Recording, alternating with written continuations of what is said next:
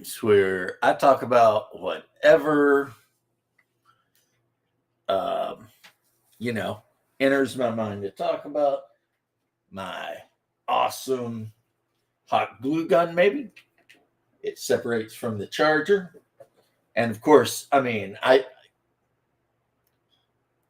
these glue sticks long. I could make jokes about that, but I'm not going to. My table, which is, like I said, pretty much done. Actually, today is a day to celebrate because when this guy is dry from the wash I put on him, he will pretty much be done. And the reason I say that's a day to celebrate is because I never get anything done.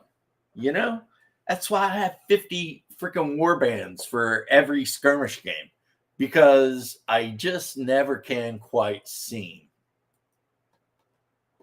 to finish anything. And I've talked about this before, like my bro out there gaming with ADHD, bro. I feel you. Oh, ice cream truck outside, and it's playing. Do your ears hang low? Can you tie them to and fro? Can you tie them in a knot? Can you tie them in a bow? Can you throw them over your shoulder like a continental soldier? I'm over your shoulder, not soldier. Anyway, I messed it up. Okay. I've really been dropping the ball on my Facebook sales page. I need to stop being a douche and actually take photos of the things I'm trying to sell. One guy actually got really mad at me and was like, F you, learn to sell things. And I'm like,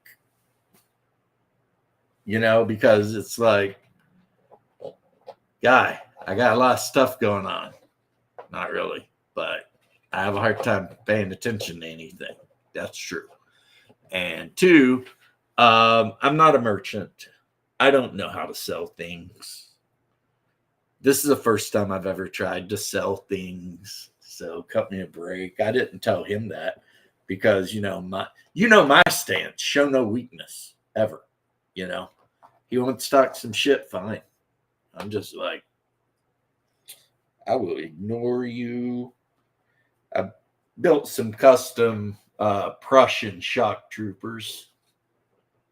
I'll tell you what, I like the custom heads and the marine backpacks and a big ass flamberge sword. Hell yeah.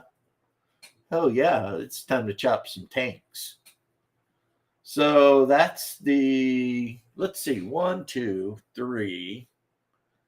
So that's my third new Antioch army, which is not counting all of my trench pilgrims.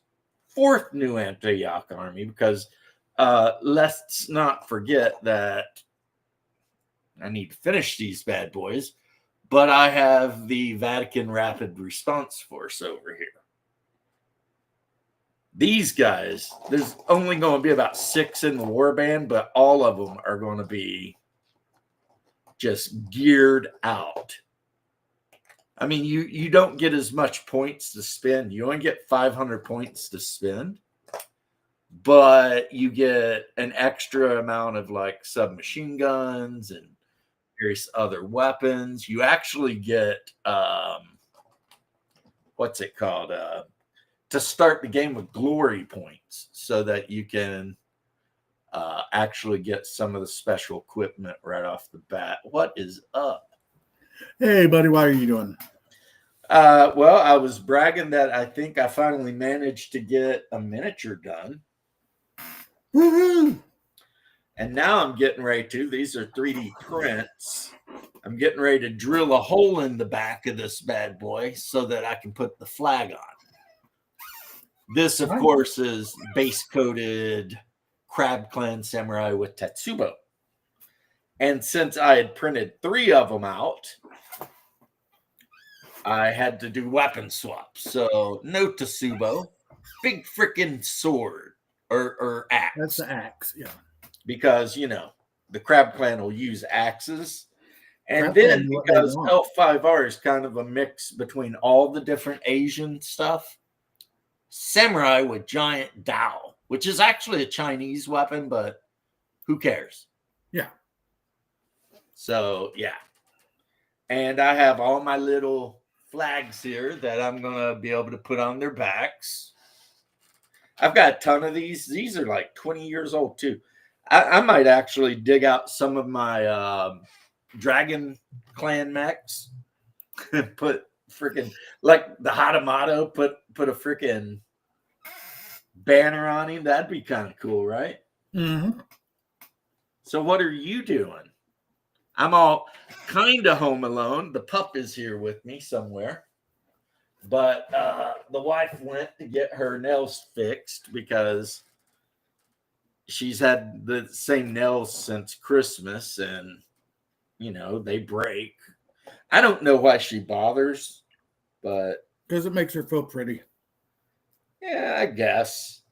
I'm having an early dinner today. I mean, she's pretty enough. If she wants to feel pretty, she should just come in here and look at me and be like, yep, I snagged that man. I got him. I had a doctor's Therefore, appointment this morning, so I wasn't allowed to eat today. So I decided to eat dinner at 4:30 today instead of 5.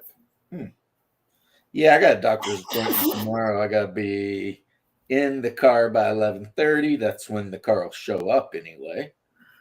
And then I'll be gone for a long time, which sucks because my new computer should be arriving tomorrow.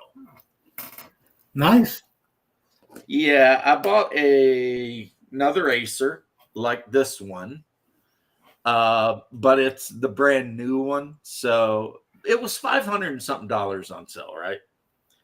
But it's got like an i7 10 core, whatever, and a 30 something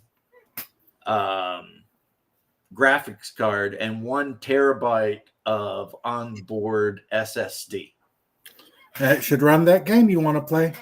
Well, that is enough that I could download not only Stalker, but my other game that I want to play really bad. Ark. Survival Evolved. That's right, because I am still trying to catch a level 100 gigantic weasel. Or should I say tree weasel? I forget the name of them, but they're basically some kind of prehistoric tree weasel. You're giant ass weasels. I know. And basically, how you generally find them is They find you. flying a bird through the forest too low, and they jump out and grab your ass. Yeah, you don't find them. They find you. Yeah, they find you. And every time I've ever got one, it seemed like the game went out of its way to get it killed. Yeah. Like, I would have it, knocked out, and I'm putting all the best food in it, and I'm trying to guard it, and then like a team of hyenas roll in, and I'm fighting hyenas, and then I do something. Or the worst is when the Argentatavis goes buck wild and starts doing AoE attacks or whatever, which Ark goes out of its way to fuck with you. yeah, that game literally wants you to have the worst time possible. And yet, for some reason, I find it addictive. You know, it's like, I reinstalled Conan. oh, I could install Conan with that much memory. But yeah, Ark really wants you to feel bad about your life and every decision you ever made. Hey, Les. Hey, Les, how you doing, bro? Let me put the link in for you. I had just sent the link direct to Hungar because that's the only way to get his attention, you know. So Trump dropped a new banger, and not really Trump, but you know the guy who does all the Trump rap. Yeah. Like many. Yeah, he dropped a new one. You know, it's pretty good. But anyway,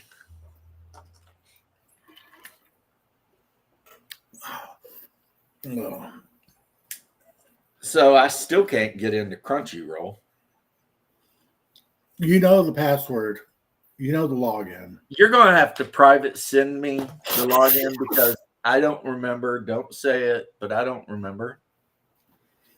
And last night I was wanting to watch some Perrin or some freaking Berserk. You're such a noob. Maybe. How you doing there, homie? Nursing a cold. Nursing a cold. Yeah, I've been sick for a couple of days now. Why are you nursing it? Why not just get rid of the damn thing? Trying to. You are a sickly guy. You need to No, I'm not. take I'm not more usually vitamin sick. C or something. I'm not usually sick. I don't know. It seems like, and I could be wrong because my memory is all effed up, but it does kind of seem like you're sick a lot. Nah, this is probably the latest, few months at least or more. Yeah, you know, most people get sick like once a year or two. I don't get as sick Just the as last you one. do. I don't get as sick as you do, Left. Mm-hmm. Yeah. But anyway, it doesn't matter. How you doing, Left? What you been up to? Good. Well, good. I hope you get over your cold soon so that you I mean, can. to be fair, the reason why I caught it was probably because I was outside in the cold and all wet because of the stupid what is it? Pressure washer spraying probably water not. everywhere. Cold weather's good for you. Just eat more garlic. You'll be fine. Vampire bullets. Yeah. I mean, you'll have a hard time getting somebody to kiss you, but it'll help you stay not sick. You know what I hate? When Canadians say that we don't use the metric system, and here I am with millimeters and grams on me right now. Yeah, we do. We use metric for our ammunition. Millimeters and grams. I think grams aren't metric. I'm not sure on that one. I'm pretty sure grams might actually be. For all their efforts of trying to get us on the metric system, all it did was make us because they got milligrams and calibers. micrograms and yeah, you got milligrams, but I'm not okay. I'm not sure. I was having a flashback from medic school, and some drugs you have to figure out by grams and grains, and because of the old apothecary system they used to use at some point, and it's like micrograms and shit. Right. So I might have just been hallucinating for a minute, but well, yeah. But sorry you feel bad, Leth. It's nothing major. It's just a small cold. It'll go away. Yeah, I hate feeling bad. It's remember that time me and you both got like deathly ill at the same time? Yeah. I've had allergies worse than this. Well, there you go. Well, hey, not your echo. Hey, Privyet.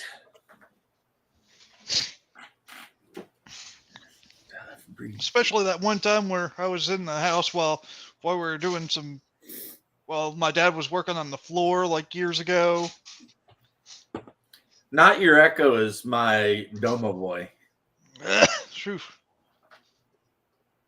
He's like my good house spirit that hangs out, and as long as I'm nice to him and leave him out some cream and butter and bread, he's gonna hook me up. Like Wu-Tang Clan? Cream get the money, dollar bill, y'all? Well, no, Domovoy like cream. Not like Wu-Tang Clan, like from a cow or a goat. but I do respect the call out. Hey, James Lowry. Hey, James. James Lowry, one of my favorites. He's got one of the best names ever. And I don't mean Lowry. Yeah, for a little girl. Really? You know you love the name James. I'm jealous, okay? You got a good name, Hungar. right? You just didn't get like a biblical name. You got a French name, which is weird because we have no French blood. So, And people wonder why I was a little bitch when I was growing up. but you weren't, Yeah, I know. Stop being so French coded. right? It's like, but you weren't a little bitch growing up. You were a little asshole, constantly getting into shit, you know, being a pain in the ass, Life comes at you pretty fast. not listening to anybody, no matter who it was. Like just doing whatever you wanted, whenever you wanted, no matter, nobody could tell you anything. You were that guy. I do what I want. Yeah, that I've been made a dumb-a-boy. Yep. Well, I don't know. It's better than being made a strig or a freaking Bukovic or something. At least you're not, you know, running around the woods, turning into a werewolf and eating people. So, I mean, dumb-a-boys are cool. You could be a pure niche, and that's not cool. I've been waiting for a couple of days to talk to you since Sunday, actually.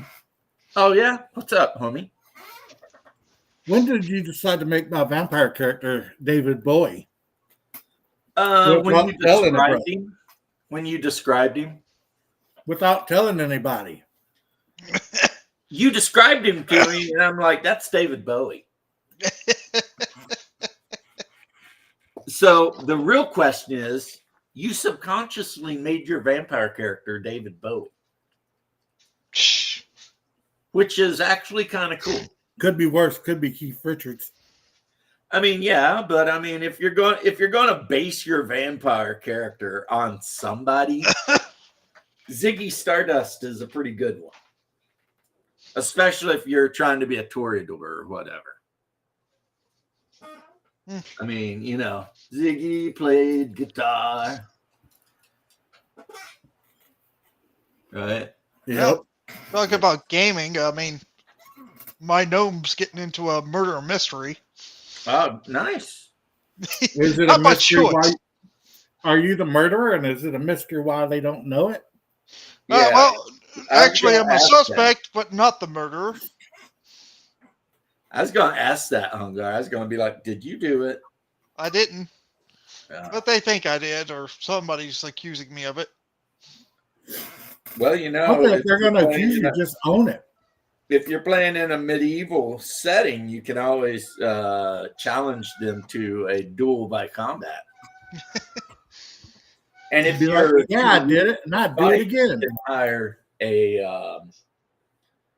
a champion. What were they called? Justicars, which were just guys that you could pay to fight for you during trial by combat. Well, I was just gonna, leave, but they didn't let me do that. That was a thing. Apparently, they believe the accuser and won't let me leave. Well, you know, maybe you should rename your character to Johnny Somali. You know, because apparently he's getting 5 to 10 years. Yeah. In Korean prison, which I don't know what Korean prison is like, but I wouldn't want to be in any prison. That's 5 to 10 so far. Yeah, so far, because he's got another crime coming up, and because he's already been convicted as a felon in Korea. If you've got previous convictions, when they give you new sentences, they add on to it.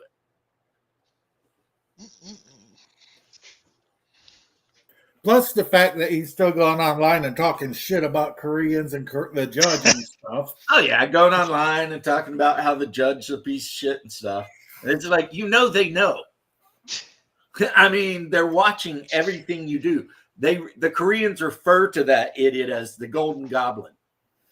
That motherfucker need to take off that MAGA hat.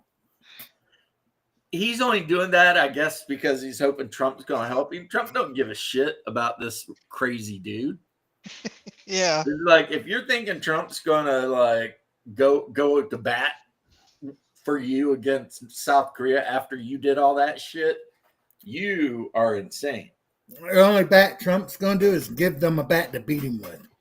Like, if you had pulled shit like that in America, Trump would be looking to deport your ass. Which apparently I think the guy was born in America, but they stopped calling him Johnny Somalia and call him by his given name Ramses because he hates it so much. Ramsey? Yeah. Huh. Like the Egyptian God King Ramsey? Yeah. But he hates it. Coach has problem. Not yet.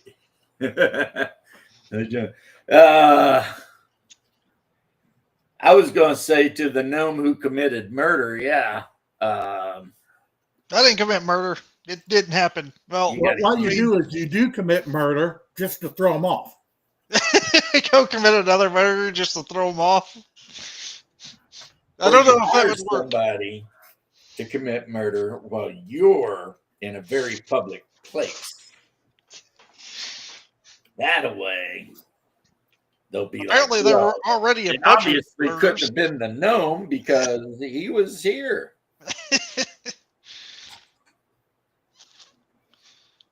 Yeah, my dog is. We decided to investigate it ourselves just to clear our names and get out of there. Yeah. Which we did find a lot. Like, apparently the person was basically chloroformed in their bed. And is your game modern? No. I say basically chloroformed. It wasn't really chloroform. Yeah, but you're just telling us that they were knocked out. Knocked out and then killed.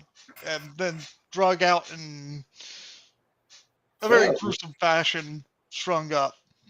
At least they were knocked out. Not your echo. I can answer that for him. Talis Latia. It's always Talis Latia. It's always been Talis Latia. It's always gonna be Talis Latia. It's Talis Lanta. I just said it. I know. And if that is Andre, everything Taslanta pretty much has ever done is free online. They have a webpage called Epic Taslanta, but you can download every of the other like first 5 versions of the game for free and everything they ever made for those things. And the thing is even though there's like 4 or 5 versions of the game, the rules never changed. They just kind of neaten them up, like in one edition, they might have took a couple of skills and combined them into one skill. So like instead of having move silently and hide in shadows, that you have stealth, So they did stuff like that, but the actual roll die 20, add your bonuses and try and beat a number never changed. So to be fair, I wish that my game was like that, where they would take some of these things and just add them together. To be fair, I sent you what you wanted on Facebook Messenger, noob. Okay. And when I say that, I mean the RuneQuest one. They still have move silently and hide. Yeah, which is stupid because it's like you're almost guaranteed to fail on one of them. It's especially at low levels when your chances of doing either are like I don't care. I'd still fail at least one of them or some shit, and it's just like really, dude. I could have like almost. I could have 100% in both, and I'd still fail one. What makes Taslanta special compared to D&D? And I'm going to say D&D, but I mean all the games derived from any version of D&D. So all of them. Taoslanta has a 152,603 races and no elves. Or orcs or dwarves. No. In Taoslanta, when you roll to do a thing, you can partially succeed, fully succeed, partially fail, fully fail, crit succeed, or critical fail. So it's not just a matter of, okay, roll versus armor class. I beat the roll. Now roll damage. It's a matter of you're rolling to hit the person. They can try to block. And then if you say get a partial success, then it means that you do half damage. If you get a full success, you do full damage. A crit success, you do double damage. And then it goes the other way down. Armor in the game absorbs damage. But as it should. If you get crit hit, there's a chance that your armor can get broke. So as it should. You know, if you're just there with a wooden shield and somebody crit hits you with a, giant ass hammer, yeah. Being people who have actually worn armor in real life, the shit breaks. Yeah, armor breaks if it's not well made. It will break. So between even if it's well made, it can break. Stuff, your character might have to see a craftsman and get your stuff repaired. Unless your character is a weaponsmith, in which case, given some tools and stuff, you can repair your own weapon. Buckles get mangled, straps have to be cut. I mean, my gnome. Yep. Like your gnome. So that is one of the standouts. The other standout about Taoslanta is it's high magic. So there's around, at one point, I think it was up to 148 different archetypes you can play. Which is very odd for James because growing up, we never played high magic games. We never played high magic games too much. That's true. So when you make a character in Taoslanta, instead of choosing a race and a class, the race is the class. But it doesn't have to stay that way. And a lot of races have multiple archetypes. So, like, if you're playing a Silmarillion, which, they're the big powerhouse of the 9 kingdoms, the Silmarillions, who are human, they are so obsessed with magic that even though they have, like, 4 archetypes you can play, they all have magic. Which in this game is a skill tree. So, like, Hungar's character is a Silmarillion outcast. In D&D terms, that makes him a thief mage or a mage thief or a mage assassin, actually, because he's got the assassinate ability. My wife's character is a Silmarillion sword mage. Pretty easy to figure out what she does. Except also, because she's a Silmarillion sword mage, she also has knowledge in how to repair, build, and pilot airships, which is kind of a thing. You know what I mean? So, and then if you play a Silmarillion mage, you're like the other Silmarillion classes, except you get double magic. You get 2 magic skills. And there's about 25 types of magic that you can learn. And, which means that +1 weapons, like slightly enchanted weapons, in Taoslanta, they're like masterwork weapons in D&D. They're not, super common, but you can find them for sale in any major city. Now, +5, that's artifact level kind of shit right there. But and there are some archetypes that literally begin the game with a magic weapon. Like my wife's sword mage begins the game with +1 longsword. And that can matter because there are creatures in Taoslanta that can't be hit by non-magic weapons. And almost all the archetypes begin with a mount of some sort, which is why I'm happy that I'm getting my birds done. Because one of the big mounts in Talislanta is basically like a bird-like thing that, A chocobo. Like, yeah, Final Fantasy. like man. a freaking chocobo.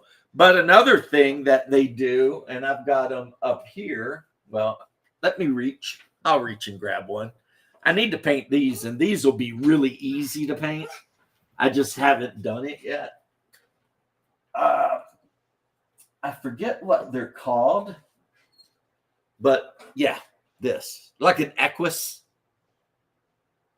It's basically like a giant, kind of a dragon-looking thing. Giant lizard. Yeah, it's a giant lizard, and they ride them because that's just the way shit is in Talislanta. There are no horses in Talislanta. Dang it. I like horses. Well, the thing is, Talislanta, if you really, really look at the map and you squint your eyes a little bit, you'll notice that's North America. Yeah. And it's also probably either an alternate dimension, that's definitely a possibility, or Post-apocalyptic future. post-apocalyptic, millions of years in the future. There's 3 moons for some reason. Maybe asteroid or something came in and just started orbiting the Earth. Yeah. And there's also a place in Talislanta that you can go to that's incredibly deadly. But if you get there and survive, there's a gateway that leads directly into the shadow realms. Usually you just have to play a children's card game to get there. And there are some archetypes that are available to be played that literally come from the shadow realms. Like the Tartaran Demon Slayer or the Tau Assassin. They come from the shadow realms. Trying to go open the door. Like the Tau Assassin is literally a pale white woman, and I mean white like snow, wrapped in like a mummy almost, with a scarf over the eyes, and they typically view their whole point of existence in helping people whose time to die. Right? They don't have eyeballs at all. But it doesn't matter because their magical sight is like, way better. Like, how much way better? They can see invisible creatures as if they're not invisible. They can see into like the ethereal plane. They're the Jedi of the world. Kinda, yeah. And their whole deal is they're incredibly rare, but sometimes you might find one wandering around on some mission. Whereas the Tartaran Demon Slayer is basically a tiefling. Except the ones that leave the Shadowlands have decided to devote themselves to killing demons. And the Shadowlands is split amongst, various realms. I'm going bounce, brother. All right. Okay. Love you. Good to see you, Left. Good seeing you too. So, like, there's a part of the Shadowlands that is basically like the realm of death. That's where the Tau come from. There's the part of Shadowland that the Tartarans come from. There's, all kinds of stuff. There's an NPC creature who's a merchant that actually comes from the underrealm, the shadow realms, whatever. And they try to buy and sell souls and stuff like that. Souls. And, it's a thing. It's a thing. I mean, so the game is, in a lot of ways, very high fantasy. There are cities 2 of them, I believe, but it might be 1 now because the game changes as time passes, that are floating in the sky, and they're held to the earth by gigantic chains. Like each link of these chains is like you couldn't wrap your arm around the metal of these chains. And they're driven into the ground by these massive, spikes. And then they go up, and the city's built on a disc, and it's floating like at cloud level. So it's however far up that is, 1,000 feet. And at one time, there used to be many, many of these cities, but they've been destroyed or crashed or whatever. And in the time that we're playing, it's just 5 years after what they call the Beast War, or the War of the Subhumans. And all of the characters are from the 9 kingdoms. So they all know each other because they were in the military during the Great War against the Subhumans. And a subhuman, just in case you're wondering, is basically a beast man. They're basically beast men. They're creatures that are of humanoid form, but not necessarily human. And on top of that, the campaign world is full of ruined empires, and so the group as it is now, they actually have an air skiff, which is a small airship capable of carrying like 10 to 12 people. And they're in Cimmeria, the Emerald City, and we'll see what they do. But I know I've went on a long time about it, but that is the answer. That is the 100% full and definitive answer to my favorite fantasy role-playing game, which I'm supposed to run this Sunday. My second favorite is probably Adventure Conqueror King, because I love the Eastern Roman kind of Byzantine aspect of the setting. And I think that Macris did an amazing job with all the character types. And then Baptism of Fire, just because it's based on Polish mythology. It's not Gonzo, because it's not like see, the thing with Talislanta is, if you were to read the Talislanta world book, what's up, Pitson? Talislanta, everything in Talislanta makes sense, but it's a fantasy setting on a world that is completely not Earth. And things that you would be familiar with do not exist. So there's no Eastern, Western, Asian, none of that shit. The closest you can get is the people of Rajasthan are kind of Arabic, but not really. How you doing, Patan? Patan, this guy must be a climber. That's not a name that people who don't climb, I would think, would be using a lot of. So it's not Gonzo. I mean, you're never going to get attacked by banana people or strawberry people or any weird shit like that. Not going to go like Teenage Mutant Ninja Turtles on you. Yeah. And all of the magic in Talislanta is, it's more like mathematics. Like my wife's character, since she got to pick one school of magic, she chose elementalism with a specialization in aeromancy, which allows her to control air. So she has spells that allow her to use air, like, to push someone back or to feather fall or whatever, right? She could have easily took elementalism fire and then been doing like, wall of fire, firebolt. It just depends, And then that's before you get into the really specialized magic, like crystalmancy, which allows you to literally grow crystals and then form them into different shapes and stuff. Makes me think of what I'm having to think about for my gnome and what magic I want to go into that one.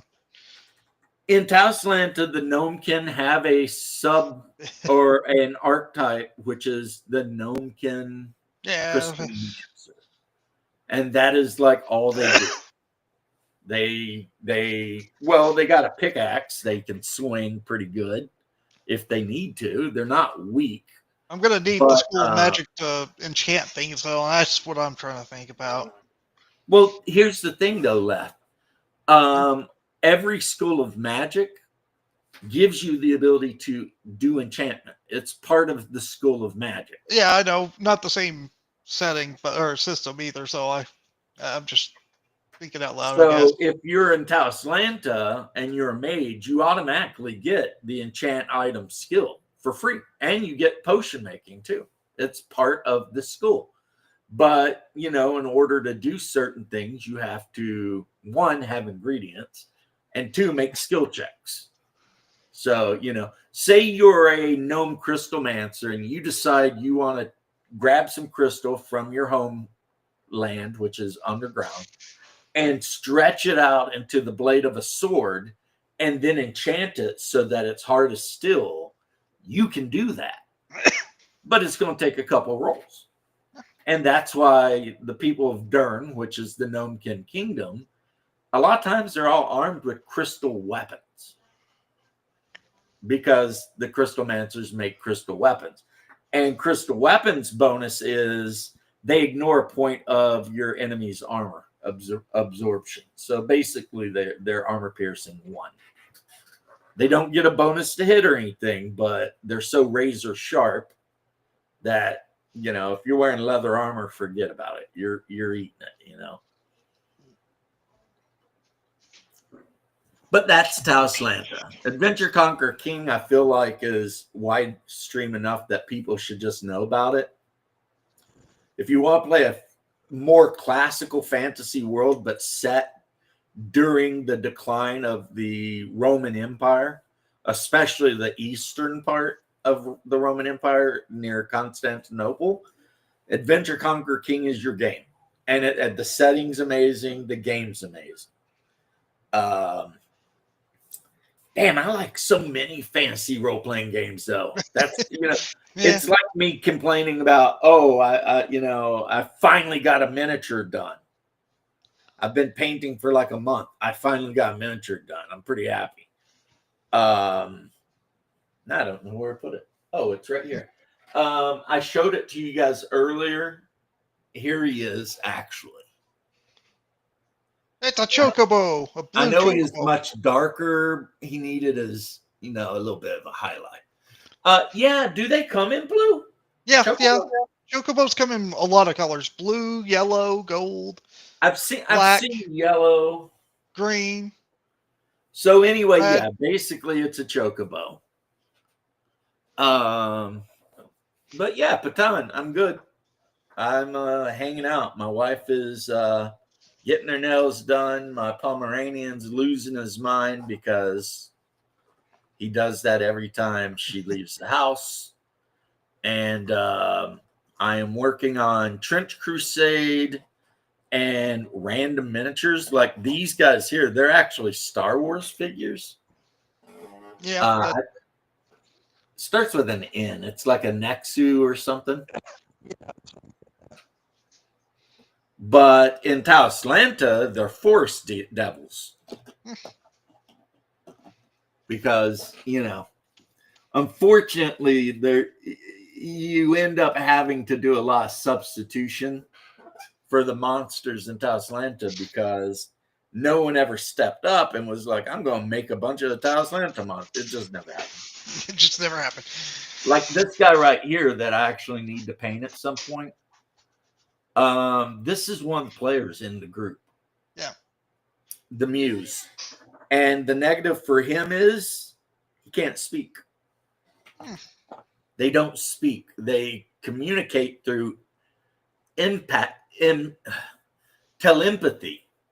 So they can't like send messages to your head, but they can send feelings. Oh, okay. So okay, that's why you said telepathy. That's why it's telepathy instead of telepathy. Yeah. Which makes it even more difficult to have this asshole in the group. But I said to all of the guys, you can play any character from the 9 kingdoms. And guess who's from the 9 kingdoms? The Muse. And what's funny is one of the biggest, burliest guys that works construction. He's a professional electrician. He's the one that's like, I want to play the fairy guy. I want to play the fairy guy. It's like, all right. I thought about doing that one time. Except they're fairy guys, but they're 6 feet tall and they can fly. Mine wouldn't have been 6 feet tall. It would have been like 3 feet or something like that, like very small. Right. It'd have been a fairy. But this is not a fairy, it's a muse. Yeah. And so they're tall, they don't talk, but he has, I think the muse start with biomancy or something like that. So their particular form of magic, because they're very magical, is affecting life, like making plants grow, things like that. That fairy, I was going to make a healer. Yeah. The negative is they're pretty weak. Their starting hit points are a joke. So if he F's around and lets anything get too close to him and hit him, it's gonna kill him. It'll probably kill him. He'll just die. He'll curl up in a little ball and be done. Fairy, because again, the fairy was going to have like 2 or 3 hit points, and if he gets hit, yeah, dead. Yeah, in this game, you basically start with an amount of hit points equal to like 10 plus your stamina bonus. And these guys got like a -2 stamina. I think it was like so it's like 8 damage, and then imagine the damage that D&D weapons do, but up the die by 1. And that's how Tauslanta is. So like, instead of a long sword doing die 8, it does die 10. And you get to add your strength to your damage. And a character like a Thrall, which is this guy, which were genetically engineered combat monsters that cover their bodies in tattoos. They start with a base +5 strength. So if he hits you with that great axe, he's doing like a die 12 or a 2 die 8 or some crazy shit like that, +5 right off the bat. That would kill the fairy. Negative for a Thrall is they can never learn any form of magic ever. If hit, though. The good news about the fairy is it's very hard to hit and also very good at stealth. Yeah, if this guy plays his cards right, he should never get hit. Unless he's like out in the open fighting enemies with ranged attacks and they see him, casting spells. And the rule. Always take the mage out first. Oh, yeah. If you make a mage, don't make him look like a mage. Right. And but I do have characters in the game that are not mages besides, the Thrall. I mean, I've got a couple of guys there playing Jacka. And just to make it easy for D&D players, Jacka are basically tabaxi. They're cat people. They were considered to be part of the subhumans, but they developed civilization and stopped being barbaric and eating people and stuff. So they ended up getting invited into,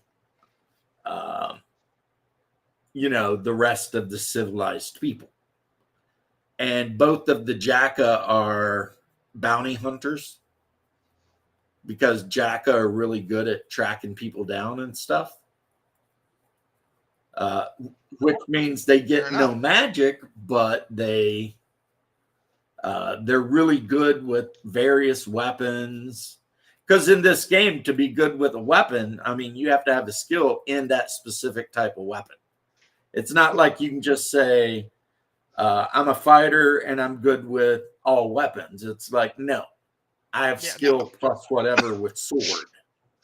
See, I know you know what I'm talking about because RuneQuest does the same thing. RuneQuest is basic. This is kind of like if RuneQuest was converted to a die 20. Yeah. And I've said that about a couple of games. Like Dragonbane is like if RuneQuest was a die 20. Yeah. Because otherwise it works exactly the same. You roll versus your skill and, whatever. This game is not like that, but kind of like that. But in this game, you want to roll high. So maybe it's like Rollmaster, but on a die 20 instead of die 100. Yeah. You want to roll high. But in order to get a critical hit, you just need a 20. That it doesn't have to be a nat 20. Any 20 will do. So if you're the kind of guy that's got like +5 to your sword and a +5 dex or whatever. If I remember correctly, crits can be higher than just 1 on a D100, but it is very hard to get it above that. Right. I think the max would be like 3 or something. Well, I'm talking about this guy you're talking about. It's basically got +10, and you need a 6 to succeed, right? But the thing is, when you're attacking another person, you deduct their skills from your skills. Yeah. And then whatever the end result is, that's what applied to the die roll. So if your player has a total of a +10, but you're fighting a guy with +12, then when you roll your die 12 or die 20 versus the chart, you deduct 2. When they roll their die 20, they add 2. So it makes having skills and stuff very important. You kind of want to know. Just don't crit fail. Yeah, you kind of want to know. I mean, that's how it balances out. Because a lot of people are like, I mean, you only need a 6, but you get to add all this stuff. That seems, I mean, a starting thrall can start the game with a +8 strength. And it's like, yeah, you can start that way, but then there's monsters out there that you could encounter whose total defense is going to be, higher than your total strength. Higher than your total offense. I mean, if you just run out and start attacking random civilians, yeah, you're going to beat shit out of them, but then somebody, some prominent's going to come and kill you for doing it. Right. And the problem with the world of Tauslanta as a world is it was points in the darkness before D&D knew what points in the darkness even was. So, like, pretty much as soon as you leave a town or something, it's on. You could encounter anything. It could want to eat your face off.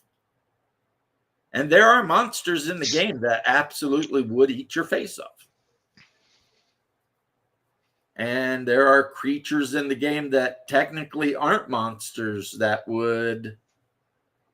Well, I mean, you've got a whole race of ill men. And I don't mean licensed to ill. I mean ELL. And their whole civilization is based around slavery. I think you mean EEL, right? EEL, yeah. Yeah. Okay. Their whole civilization's based around slavery. So you could be wandering anywhere along the southern coasts, minding your own business, and get attacked by 20 of these things. And of course, all of their weapons are designed to incapacitate. And the next thing you know, you're on a slave ship. I think they're called Emrians. And you're on your way to who knows where to be sold.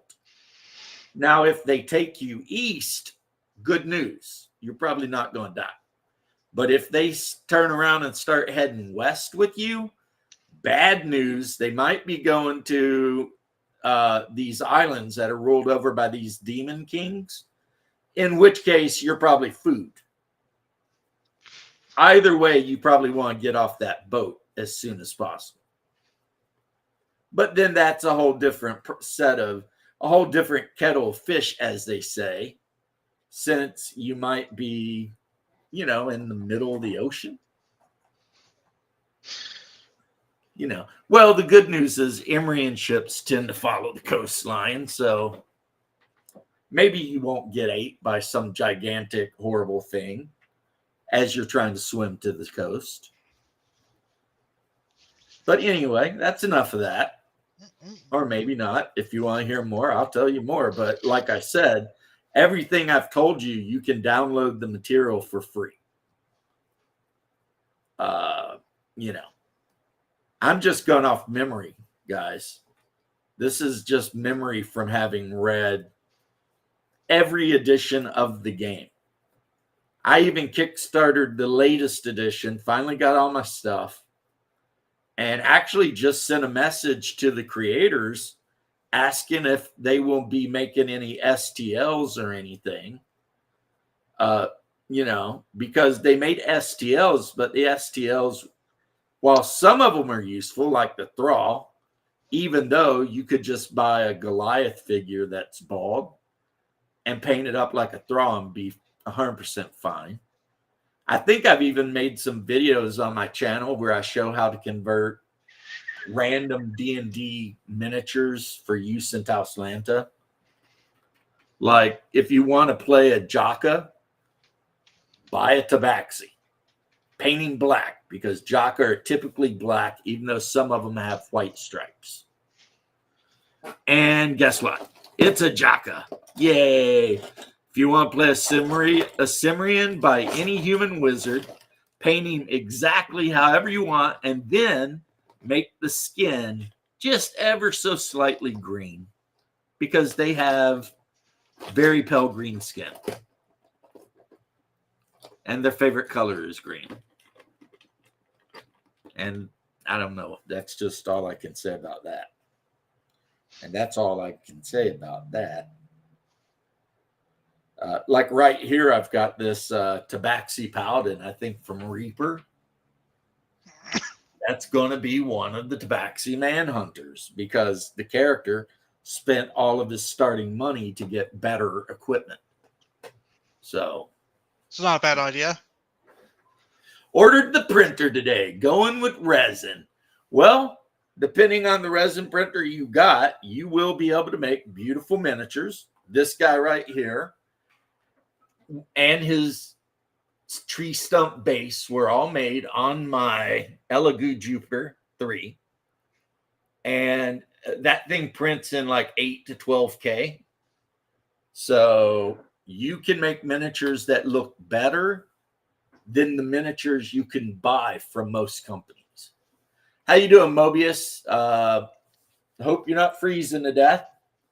Even though if I think it was you that posted, one of the guys posted on Discord the snow and everything, and honestly, it just made me want to be there.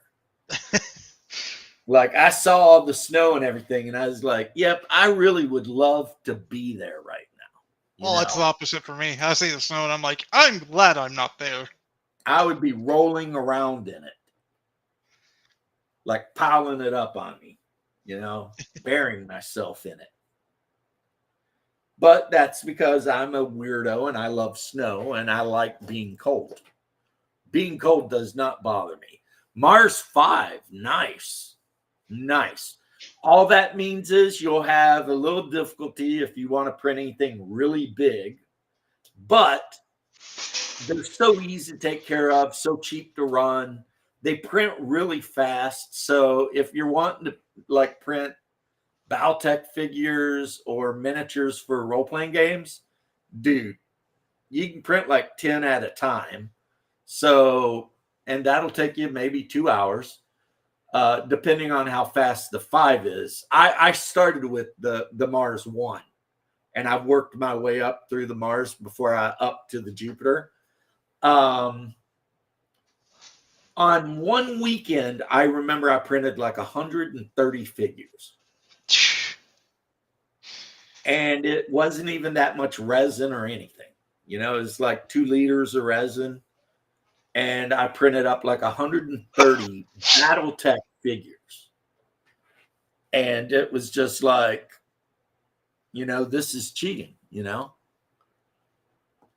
But and there are creators out there. Let's say you're the kind of guy that wants to play old school Warhammer Fantasy, and you're mad that they destroyed the old world, so you've just still got the rule book from Bow Skull Pass. Not that I'm speaking about myself personally, but I am. And you don't like the fact that they want to charge you $60 for a group of shitty looking Imperial soldiers, half of which are female now for some reason. No worries. There are plenty of STL creators out there that are creating figures that look almost, if not better. Well, they look better than the original Games Workshop figures for sure. I don't know if you guys remember when Games Workshop Imperial Halberdiers came monopose, and they're just like, so you could print yourself for probably 1.5 liters of resin an entire 2,000 point Warhammer army. And the same goes for Space Marines. And I don't mean like weird versions of Space Marines. I mean, they look dead on. Like whatever Mark II, hell, not even Mark II, Mark I through whatever. Because I've got STLs for Thunder Warriors, which if you print Thunder Warriors, just FYI, they're way bigger than Marines. But then again, according to the lore, they were. They were like massive.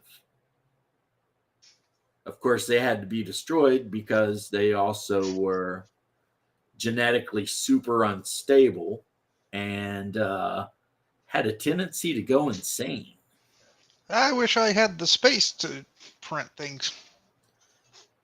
Right?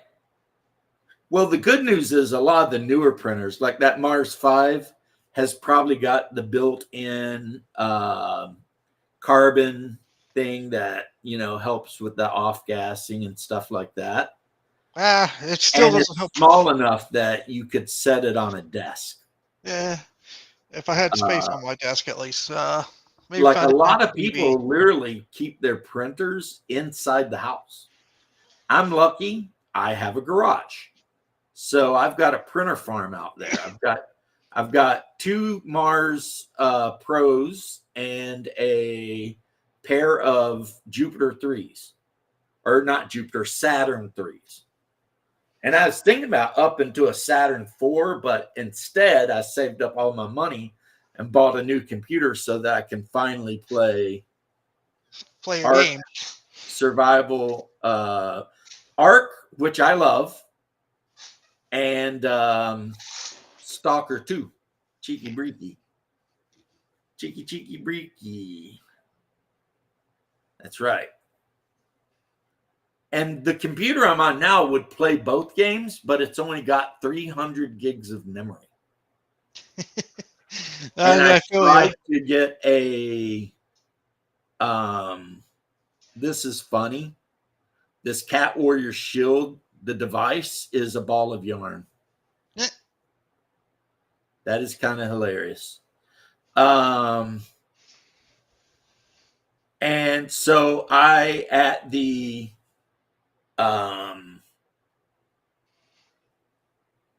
people gave me the whole get an external drive. Well, I did. But the problem is the USB ports on this are pretty shaky. And so if I'm sitting there playing Ark off of my SSD exterior drive, like you sneeze at disconnection. Lost connection. It's like,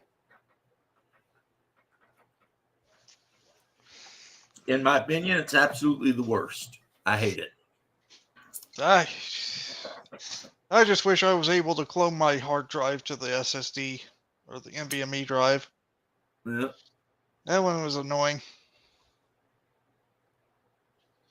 Unusual for this time of year for snow. where I'm from, we tend to get snow in early and mid-April. It'll like calm down and act like it's not going to snow for like a while, Then it'll and then snow. like middle of April, you'll get whacked. Although I don't And know it's about like, April well, for this is us in weird, the flatlands. It's more just April showers. right? And when it snows in April, it's the typical Kentucky bullshit. You get like 6 inches to a foot of snow. It sticks on the ground for like a day. And then the very next day it melts. But then if you're super unlucky, the day after that, the temperatures drop below freezing. And now everything everywhere is just ice. Oh yeah. My gaming laptop will be here tomorrow. Hopefully it doesn't show up while I'm at the doctor's. I'm going to have to tell my wife to keep an eye out. It's not a, hey, what's up, Satya? It's not a super like duper do game work game computer. It's an Acer, but it's got a 3020, I think, graphics card, and it's got a really good chipset, 32 gigs of RAM. And or is it, yeah, it's, and then it's got a 1 Same as my terabyte laptop. SSD, and it's a 16.5 screen, so pretty good. You'll have as much RAM as I do in my computer. And the main thing I'm worrying about is being able to explore Stalker 2. And I am thinking about upping my graph, but that'll not be a get while. killed by banditos with their cheeky breaky of donkey, and avoiding radiation and anomalies and poison air and Soviet soldiers and bandits and mutants. It'll be fun. And like I said, that will also give me enough storage on the computer to download Arc. So I'll be back to riding around the mountains on my Argenta Tavis and trying to capture one of those giant tree weasel things. You know, because I have no reason. Because I really like that game. I really like just building stuff, and I usually move my house to the mountain towards the center of the island because that's where all the freaking metal is. And then I just work my ass off until I can set up like a foundry, not like the little stone ones, but the big one. And once I got that, then I'm just making so much metal that I can make my house out of metal. Yeah. It's been like 17 years since the first Stalker was released, so it's going to be fun to jump back into it and see what all has changed, and you know. One thing about Stalker was, you know, you're in the old game, you're running around trying to do your thing. And if you make one wrong move, you get shotgunned to the face by some Gopnik and you're dead. That was basically Stalker.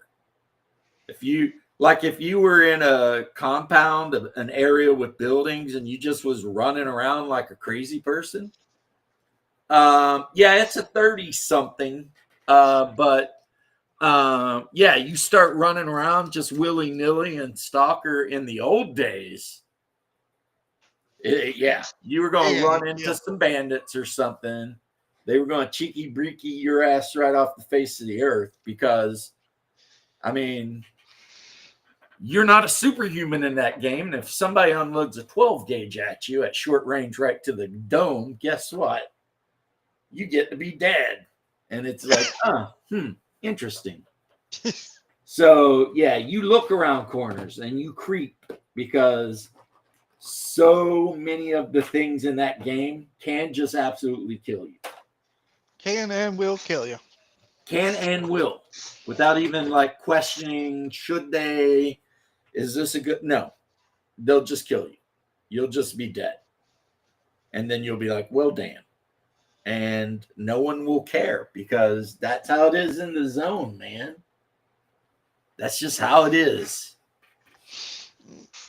If you're lucky, you can make it back from the zone and you're not too irradiated, and maybe you'll have enough stuff that you can buy some vodka, but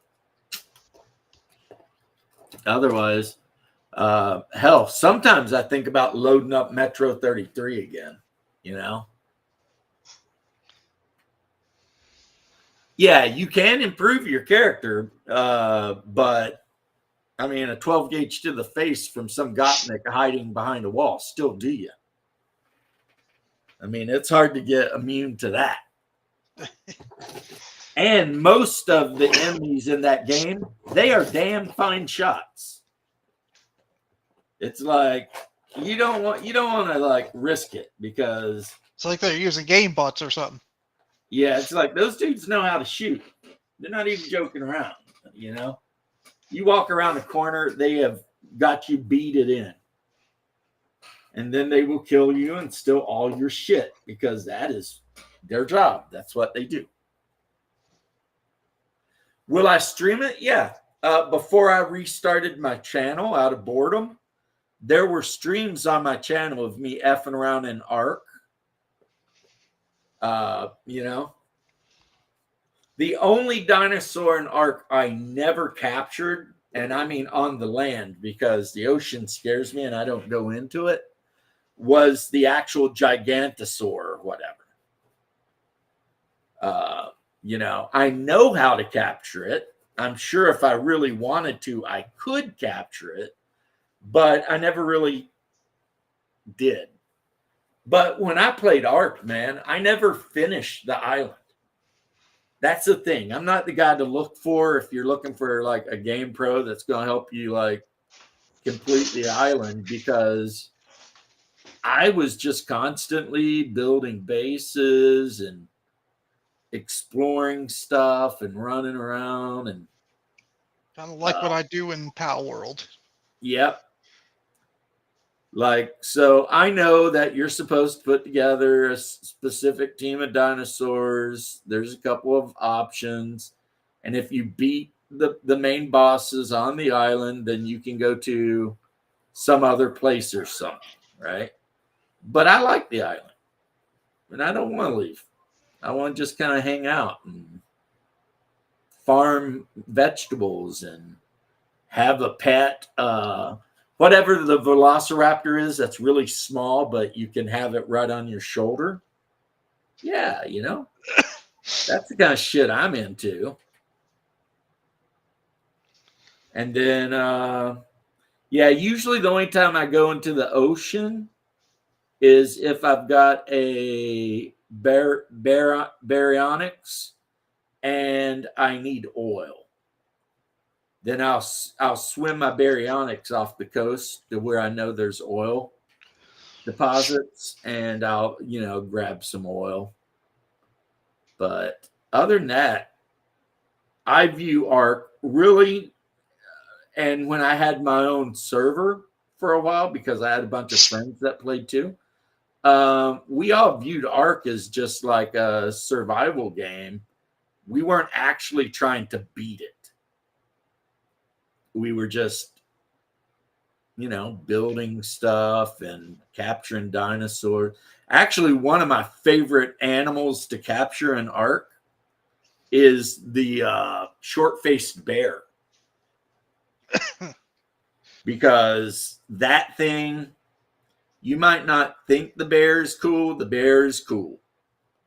Especially, it's got this weird ability where it's not very fast, but the further you run in a straight line, the faster it gets. So if you're running in a straight line across the island or something on a bear, it goes from like you're moving kind of slow to the next thing you know, you're like whizzing cross country. Metro. Oh yeah, great story, great atmosphere, fun levels, scary. At least it was scary for me when you're in the darker places and you get jumped by mutants and shit. Um, all of the different civilizations. You had like what, the Fourth Reich, and then you had like the Red Wall, which was the Stalinists. The Fourth Reich.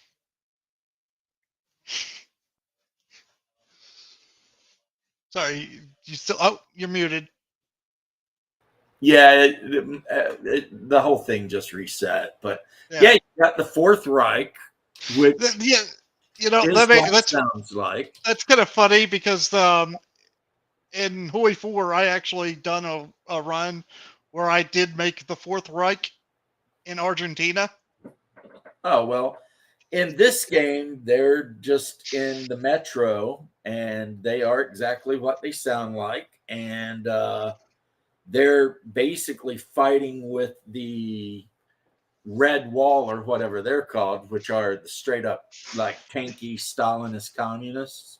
Yeah, But the thing is, it's like kind of everyone's a dick in that yeah. game, whether they're the Fourth Reich or the commies or I found I it mean, funny everyone is kind of a dick. because in whenever I did that, I also had the leader called Senior Hilter. Hilter. Yeah, and it talks about this funny man speaking poor Spanish just came up one day asking to be your leader, and it's like, okay, let's make him the leader. Yeah, you should really be ashamed of yourself, but or not. Whatever. It's one of the few routes where you can actually get a secret Hitler, I guess you could say. A secret Hitler. Yeah, like Is that like Hitler. a secret Santa? I mean, what are you No, talking about over here? it's where if Germany goes like monarchist and deposes Hitler, he'll end up somewhere else, and he can actually make him your leader in multiple different countries, but they'll change his name. That is weird. It But is. in Metro, it's just more like there's a couple thousand humans surviving in the Metro, which is a mile deep underground in some places, and in different stations, they have developed civilizations based on strong men who came into power and said this is how we're doing things, and you get to try to navigate through all that shit. Like eventually you can become a ranger and you can go outside, but then every time you go outside you get irradiated, all the shit. There's like, and it's got a really good story. There's like 2 or 3 Metro games now, but I haven't played any of I only played the first one, and it was glitchy as hell when I played it, but I played it when it first came out, so I don't blame them. Yeah, the Spartan Order. You had the merchants. Yeah, the Hansa, I think that were the merchants. Yep, the Hansa. It's like you would think the Hansa as the merchants, they would be like cool. They're not cool. It's like, can you buy stuff from them? Yes. If you F around, will you find out? Absolutely. 100%. You know what I mean? It's like, and that's the whole game. That whole game, instead of calling it Metro, they should just call it FAFO, the video game. Because, yeah, like there's parts of the Metro that humans don't go anymore because the mutant creatures from outside have kind of broken in. And so you can find yourself fighting these things, whatever they are. But guess what? It's even worse outside. I mean, if you think it's bad in the really dark, unknown parts of the Metro, when you go outside, there's like bat demons and crazy shit. I have never played Skyrim, not your echo. Tavarish. I've never played Skyrim, not even once, never even looked at it. However, I played Morrowind. I played Elder Scrolls Online for like 2 years. So I feel like I don't need to play Skyrim because I played Elder Scrolls Online for 2 years, you know. I You should go was back to Daggerfall. a dark elf ranger who become a vampire. My favorite Elder Scrolls game will always be Daggerfall now. I tell you what, Elder Scrolls Online was really good. And there was some really weird parts of it. Like there's a part where you got to deal with the god of madness or whatever. And he's got a staff, and every time he hits you with it, it turns you into something different. And of course, the whole time you're dealing with Molag Bal, and you got to figure out a way to stop him. Yes, I played EverQuest when it was just EverQuest by Variant. And then it becomes Sony, and they started pissing me off really bad. Sony pissed me off so bad. Like they're the ones that implemented weapon degradation and level caps for weapons and like all this stupid shit. And it was all because of whiners. Now, to be fair, my first character was a Shadow Knight. And my friend, who also played an Inky, I know some people say that's a little racist, but we played Inkies, was a Necromancer. And he leveled up super quick. Like he hit 50, which at the time was the cap level, pretty quick. So he would farm good gear for my character to help me level up. And bitches would complain. So eventually they made it where it's like, if you're not the right level to use this weapon, it'll degrade really quick and break. It's like, that breaks immersion.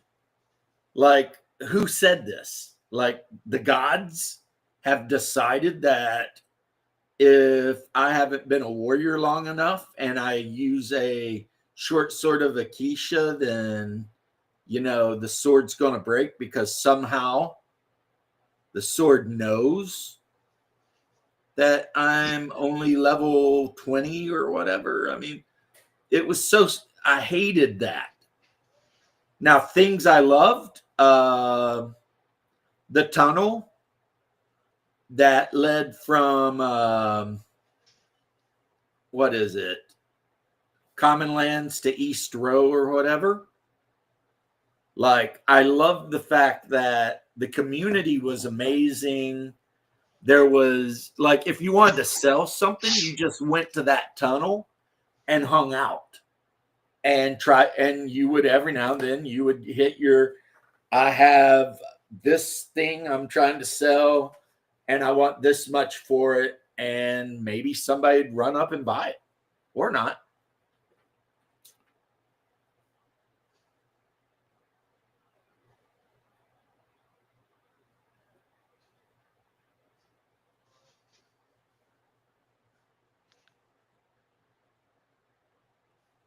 Ah, okay, yeah, because I remember the tall, like all black, kind of spindly mutants. Yeah, you could choose not to, and it turned out that they were there to like help you, but of course the humans didn't know, didn't understand, whatever. So you do get the choice to launch nukes at them and wipe them out. But then in one of the stories, if I remember one of the games, even if you launch the nukes and wipe them out, you find a young one. And then, you know, it can go on with that. So, yeah. There's the one where you get the radio message to take the train to the bunker. And then when you get there, it turns out everyone in the bunker is a cannibal and they want to eat you. Not too cool, man. Not too cool. But I played EverQuest right up until I think the second expansion, maybe. It was after they added what was the name of it? Where you were always chasing the unicorn around trying to get the feather. Then they added the one where it was all icy. And then I quit EverQuest and I went to DAOC, Dark Age of Camelot. And Dark Age of Camelot I played for, I think, around 8 years. That was my game. That was where one of my best friends that I never met played. That was where my actual real life best friend played. As a matter of fact, he bought me my account. So my character, who was a Celtic hero named Concobar, spelled Concobar. I know it's the wrong pronunciation. It should be Conchovar. Only exists because my past, friend bought me the game because I didn't have any money at the time. I was working construction and taking care of a wife and 2 kids that were, well, the kids were great, but the wife was pretty much terrible. So, he decided to play it. He knew I really wanted to play it. He bought me the disc. And the friend that was like a best friend but I never met was a guy named Don that lived in Calgary, Canada. And he was one of the best human beings I've ever met in my entire life. Like when my soon at that time to be ex-wife sent him boob pics, he immediately told me, like, I don't know what's up with your wife, man, but she's sending people boob pics. I mean, I knew what was up with her. She had like triple F tits, like 30 triple F or something. And she was kind of a whore. So she was sending boob pics to people. And he immediately told me.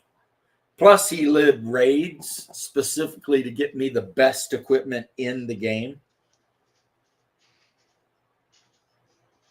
Because I was the war leader of the guild. And he took care of most of the raids. So he would tell people, you can join my raid, but if X item drops, I'm keeping it for Concobar. And Metro Last Light, yeah.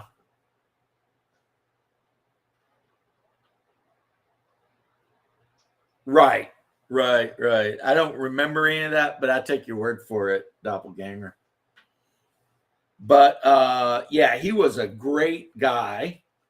And the only reason I was like sometimes first and sometimes second ranked hero on my side of the server was him, because I am too scatterbrained to put together this giant intricate quest to get some of the stuff that he got for me. And so wherever he is, here's to you, Skid. You are an awesome friend, an awesome guild assistant, guild leader, and all around just an awesome person. But he went to the really, really bragged upon and esteemed Canadian medical system because his head hurt really, really bad. And he told them that he had a skull-splitting headache. And they gave him some aspirin or Motrin or whatever and told him to go home. And they made an appointment and like whatever. And he went home and died because what he actually had was an embolism. And Canadians and other people around the world, they can talk about their free healthcare all they want. But the reality is, had he walked into any hospital in the United States, they would have CAT scanned his ass or gave him an MRI. They would have found that embolism and saved him. Now, he would have had some debt to pay off, but he'd be alive. As it is, the Canadian healthcare system killed him. He was 44 years old, which made him like 14 years older than me. So when I hear people from other countries talking about, oh, we've got a universal healthcare system, it's like, yeah, your universal healthcare system killed one of my closest friends. So get fucked. Not to mention, you can put more money in that failure of a system because of America. Well, that's just, Defending you. yeah. It's like the fact that the whole world relies on us to defend them from, I don't know. Who are we defending them from? I'm not sure. But that's why they can spend all their money on stupid shit. Yeah. Because I guess if the Martians attack, they got America to jump in and defend them. Because let's be honest, guys, the Russians are never attacking Europe. It's not going to happen. There's no one in the Middle East that's going to go after the Europeans, except for the Middle Easterners that actually live in Europe. Yeah. There's always a secret price to free. Yeah. And the price was they let a guy die. Yeah. Hey, you're old, not feeling good. We've got this thing called MAID, which is the Canadian system where we just kill you. Have you considered that? It's like, wait, what? That's a weird free healthcare option. Yeah. Have you considered just dying? Wow. Yeah, I heard when they offered that to like some war veteran of theirs that fought in some wars or something. Guy had PTSD really bad, and they're like, "Have you considered dying?" Like, he probably has every single day. He's going to you for help so that he don't do that. And your help is, hey, we could help you with that, you know? Oh. And no, nothing against my Canadian friends. You know, I love you, black brothers. But the Ford thing was hilarious. That idiot getting up there talking all that shit and immediately getting freaking smacked down. Exactly. Yeah, you go to the medical system and they're like, have you considered just dying? I mean, come on, eh? It'd do our economy a real favor, eh? If you just go ahead and die. I mean, Canada's strong, right? Elbows up. It's like, what? When Black Magic Craft did that lame ass video, elbows up, Canada strong. It's like, who are you trying to kid? Your entire Air Force has less airplanes on it than one carrier group. You have a negligible army. Who are you talking tough to? And then well, if they put a tariff on us, we'll put a tariff on. Let's play that game, assholes. We wouldn't notice. You guys will become a third world country. And I'm not saying that against any personal Canadians out there. I like you guys, and I desperately hope none of this stupid shit happens. But your politicians are running their freaking gators, and I don't think they understand the situation, which is we are a major world power that can destroy the entire world if we wanted to in the blink of an eye.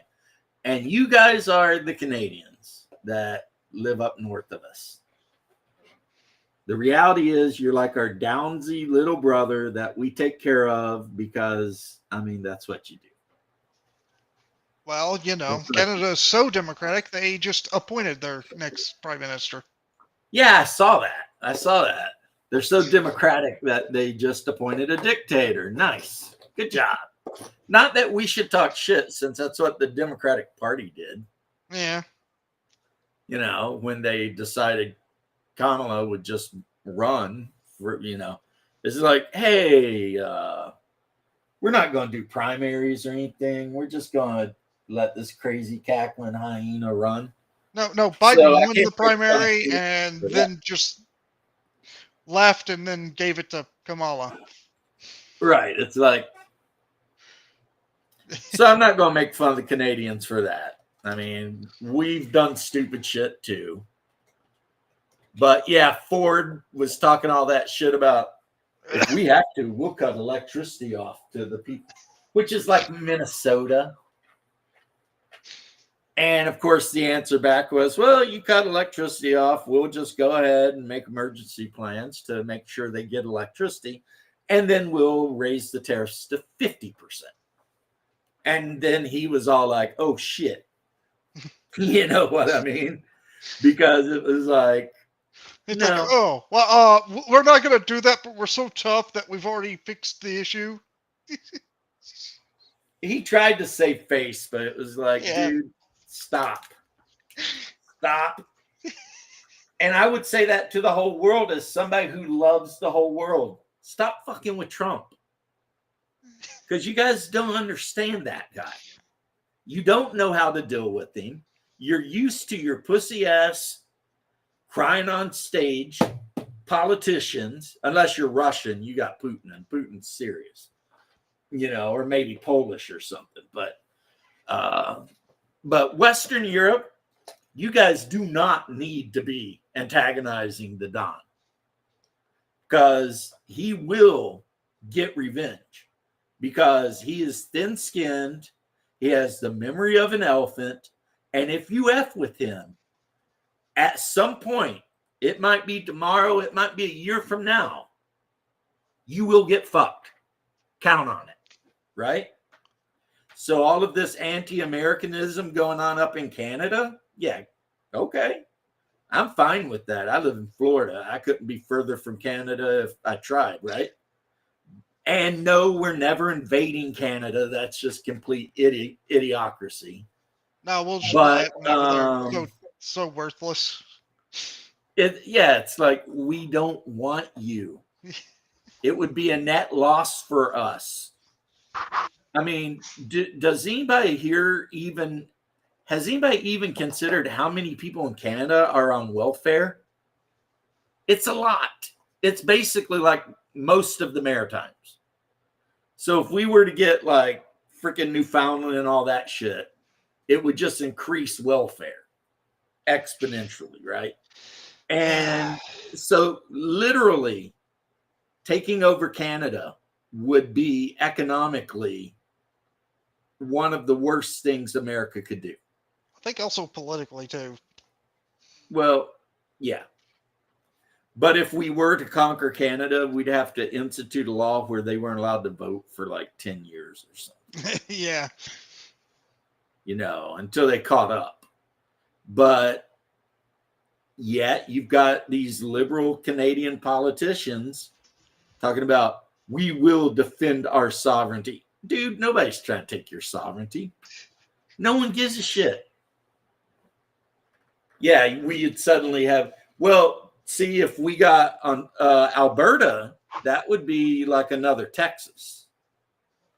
Your average Albertan is pretty conservative and pretty much hates everything going on with the liberal government. And if we get Alberta, we got Saskatchewan. But we're not going to invade and take it. However, they do have laws on their books that say that if Alberta wants to, they can legally go through a process to exit themselves from Canada and then attempt to join America.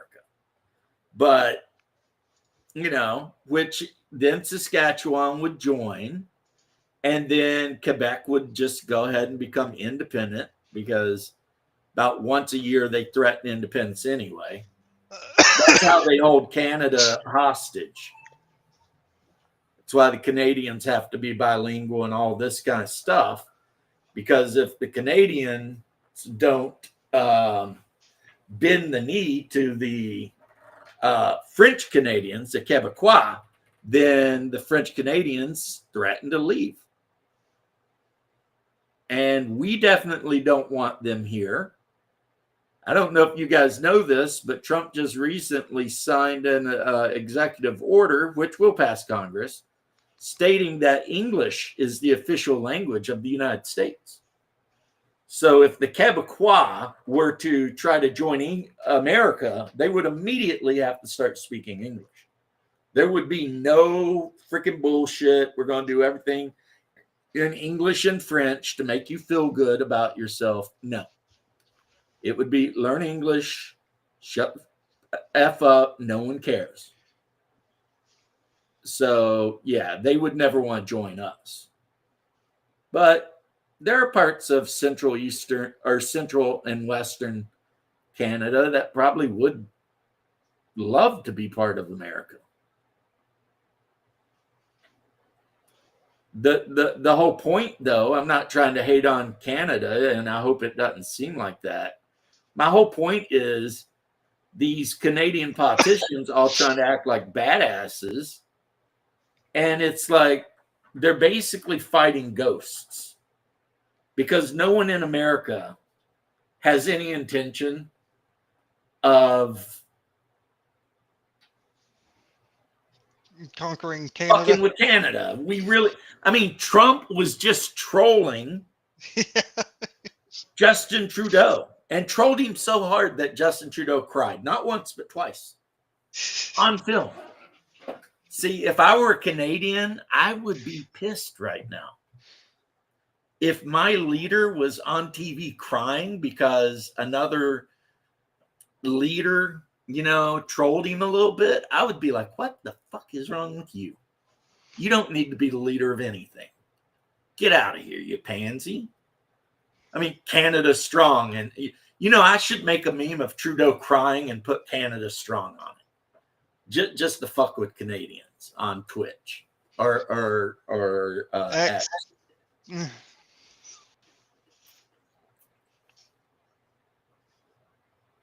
Yeah, we will defend our. I don't know if you saw that speech, the new liberal leader talking all this Canada strong, unity, elbows up. We will do this and we'll do that. And it's like you guys. I don't even want to finish my thought because I don't want to be mean to the Canadians that I'm buddies with, that I kind of hang out with and get along with and shit. Because I don't want them to feel bad. But suffice to say, your government is insane. And that's okay because most governments are. Yeah, 60% of their economy is based on us. And they tariff our goods. Like anything made out of dairy, they tariff 250% to bring into their country. But then we want to tariff something of theirs and they freak out like it's the end of the damn world. And then they talk all this, maybe we need to find more reliable trade partners. Really? What are you going to trade? Timber? Hot French chicks from Montreal? Maybe. But it's not like Canada, oil. But no, they won't trade oil because their current government is a freaking liberal government and is not going to let them, drill for it, drill or anything. So it's like maple syrup. Everybody knows that Vermont makes better maple syrup. And the lumber thing. Guess who has more lumber than Canada? America. We have so much lumber down here. Like Leth could probably tell you, if you get on any road in Kentucky, like highway and drive, as soon as you leave town, it's forests. Yeah. As far as I can see. old growth forest as far as the eye can see. And the further east you get, the more old growth and big the forest gets. Yep. We even have a state park called Daniel Boone National Forest, and it's as big as some European countries. Yeah, Trudeau stepped down now because they appointed a new prime minister. Trudeau stepped down, but they just appointed a guy from his party that's even stupider than he is. Yeah. Like when he gave his little speech, it was all about all the ways they would defeat America and also how awesome Trudeau was. Yeah. Now, under Trudeau's brilliant leadership, Canada has become one of the most well-respected countries in the world. And it's like, again, without wanting to be mean to any of my Canadian friends, you're not well respected. To quote an esteemed Canadian, Jordan Peterson, you're harmless. And the world knows you're harmless. And there's no virtue in being harmless, right? If you want virtue, you have to be capable of committing great violence, but then not doing it, right? That's what makes America a great and virtuous country. We could commit violence on a level that is indescribable. We don't most of the time. Like, we're the only country I know of, really, that'll go to war and then not even use most of our best weapons, Like, we'll go to war in Iraq and pansy around with them, pussyfoot around with them instead of dropping a Moab on Baghdad, just putting an end to shit. You know what I'm saying? Or we'll actually give the land back after capturing it. Or we'll capture the land and then turn it back over to them. Or we'll occupy their country and expect them to change exactly in no way. Because some idiot will be like, well, we're not allowed to interfere with their culture. Well, what if their culture is shitty? What if the whole reason we're over here is their culture? Has anybody thought about that? No? Okay. So we'll go ahead and take them out, but they're still allowed to stone women to death in the street and keep young boys for sex slaves because we would hate to interfere with their culture. See, that's how America does work. It's stupid. Like Afghanistan. If we'd went into Afghanistan 15 years ago, blew up every freaking mosque, and anyone who complained, put them against the wall and deleted them, and then started building cathedrals and said, you guys are Christians now, and this is how you're going to live. 15 years later, a generation later, it'd been okay. It'd been okay. But, well, the thing I like about Trump is, one, he's from Queens. That's where my pops is from. Two, he is a masterful troll, and I love trolls. And three, if he tells you he's going to do something, he definitely tries to, even though the whole damn government's trying to stop him. True. And they've tried to kill him at least twice. And he's still out there, talking shit. And like I said, the Trudeau thing, Trump was just trolling that guy. And he cried about it. Yeah, Robert. Trudeau stepped down, but they immediately appointed like a member from. He's trying to make peace in the rest of the world, but we'll see. We'll see. Because the day Zelensky said he was willing to do a ceasefire, he launched a drone attack on Moscow. Because I'm going to tell you something about that rat-faced little bastard, Zelensky. He doesn't want peace. No. Deep in his brain, for some reason, he still thinks somehow Ukraine's army can win. And it doesn't matter that they're getting pushed back and crushed basically everywhere. He doesn't care. And if he has to start drafting 50-year-old men to put them on the front to die, he'll do it. Yeah, feminized. And America is a very feminized society, not your echo. And I think that's one of the reasons that certain people in America view Russia and Orthodox Christianity as an existential threat because of Orthodox Christianity. The modern Russian Federation is not a feminized country. And that is 100% because of their determination to hold on to their religion and culture. You know, if you look at any of the super religious countries in Eastern Europe that are Orthodox, they are not feminized. Hell, Poland, Roman Catholic, not feminized, which of course pisses the rest of the EU off because, you know, Poland's forever telling them to get, you know, sexed up by themselves or in some naughty way. But yeah. And then and you know, the Huns are no different. They're like, yeah, they're out of Kursk. They're losing ground at such a rate. Zelensky keeps effing around. There won't be a Ukraine. That's the thing. And also, as hard as Trump is trying for a ceasefire, there's no guarantee that Vladimir Putin will accept it because why would he? At this point, why would he? I mean, Yeah, why Zelensky's would like, you I'll accept a agree to it. ceasefire Then in a attacks war? again. Exactly, left. It's like we would like a ceasefire, and the Russians are going to be like, "But we're winning definitively." Like, and the last time Ukraine has no chance. We are. And the last time you said that, you attacked us anyway. So why would we want to? If someone invaded my country, I would fight back. Yeah, of course. Except Ukraine has never been a country. That was Khrushchev's bullshit. Because Khrushchev was from that region. Well, Ukraine has always been part of another political entity. So you got to remember that.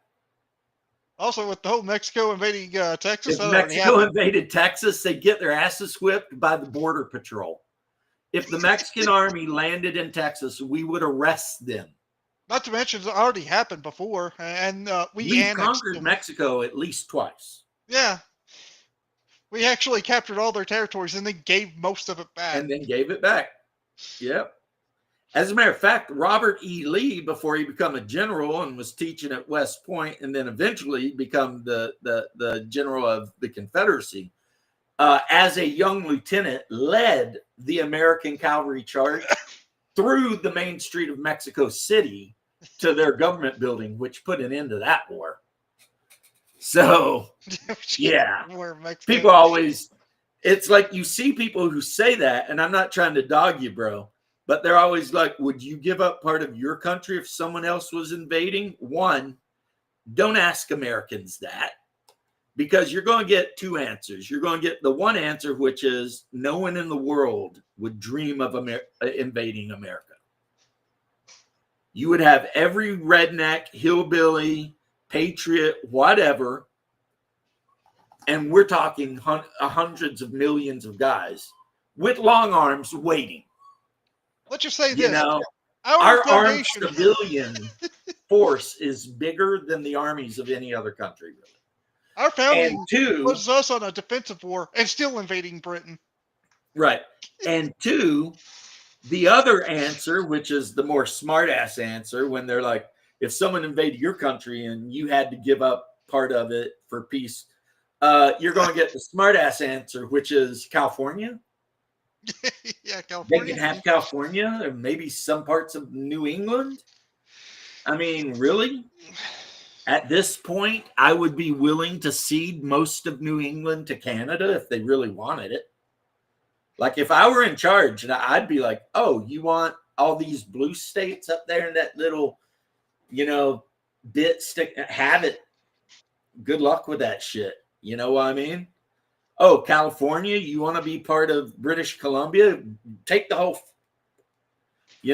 Well, no, we got to keep some of the left coast, but you get what I'm saying, right? It's like at this point, a lot of people are like, yeah, you can have those states. They suck. even though California has a huge economy, they misspend it so poorly that people are literally taking dumps in the street. Because, California without the United States would still be a top 5 economy. Yeah, but it's really bad because they used to be in the top 3.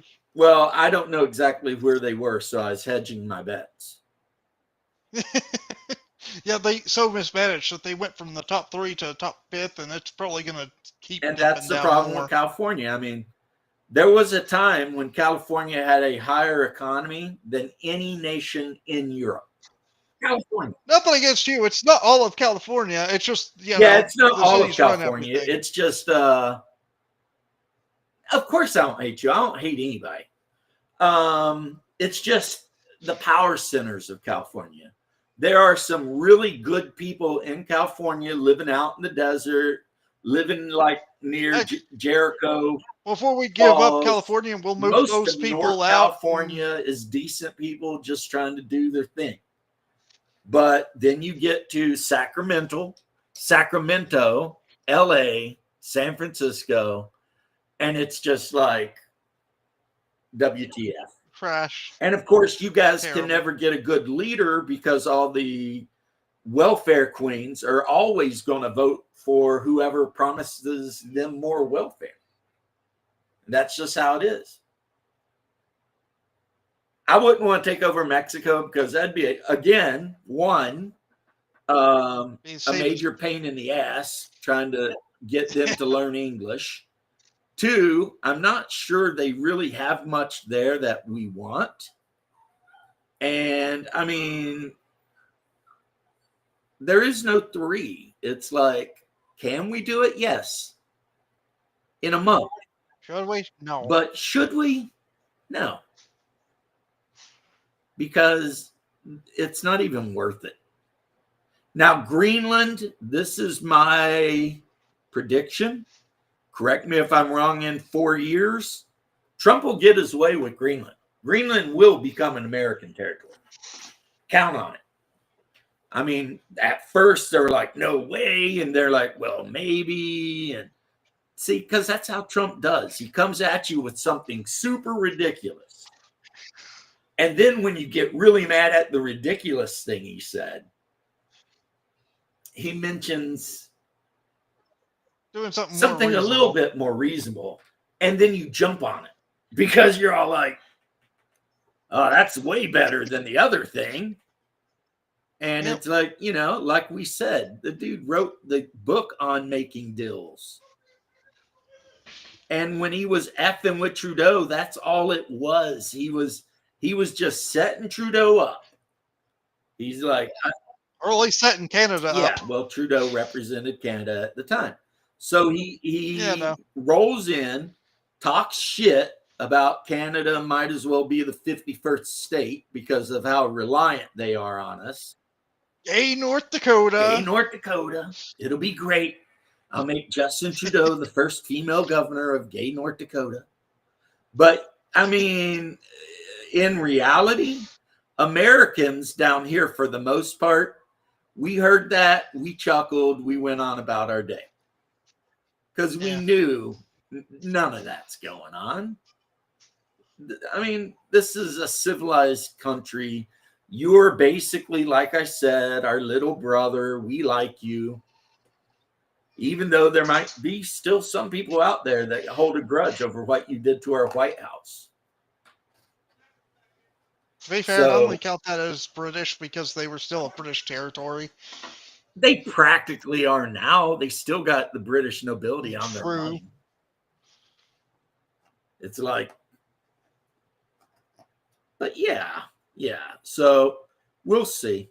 I mean, Greenland, if Greenland gets made a territory of the United States, it would be the best thing to ever happen to the people of Greenland. Because right now, Denmark can barely send them enough money for them to even exist. The United States could easily finance those people up in Greenland for anything they wanted. I mean, it wouldn't even be like a tick on our, our budget. And on Especially top of after that, Doge. right. And then on top of that, if we start building submarine bases and shit in Greenland, well, dear Greenland people, get ready for a freaking economic boom the likes you never dreamed could happen in Greenland. Because if we build a military bases there, their towns will spawn out of nowhere outside of that military base, 100% devoted to just taking GI's money. Denmark, they can't anymore, though. They're so weak. Denmark is a feminized country. It's like my wife is Danish. And you have so many Danish women that are like marrying North African men because so many Danish men are so feminine that their own women don't want them. That's happening in most of the Norwegian countries. Think I'm gonna have to head off here, though. I'll see you. See you, bro. I mean, it's sad too because it's like they used to be the Vikings and now they're just the bitch boys. And Denmark stood up to the Germans. They've got this long, prestigious history and they just completely are embarrassed of it. But that goes back to what I said. Whatever your people, be proud of your people. Whether they're Danish or not, there were great people in the past. It's just that,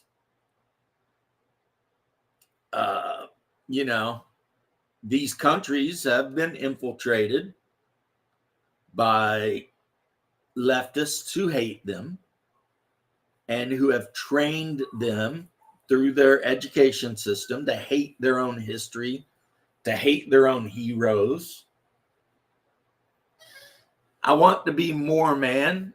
Cormac, the best way to become more of a man is immediately go down to the nearest Orthodox church and talk to the priest. That will increase your masculinity by times 100.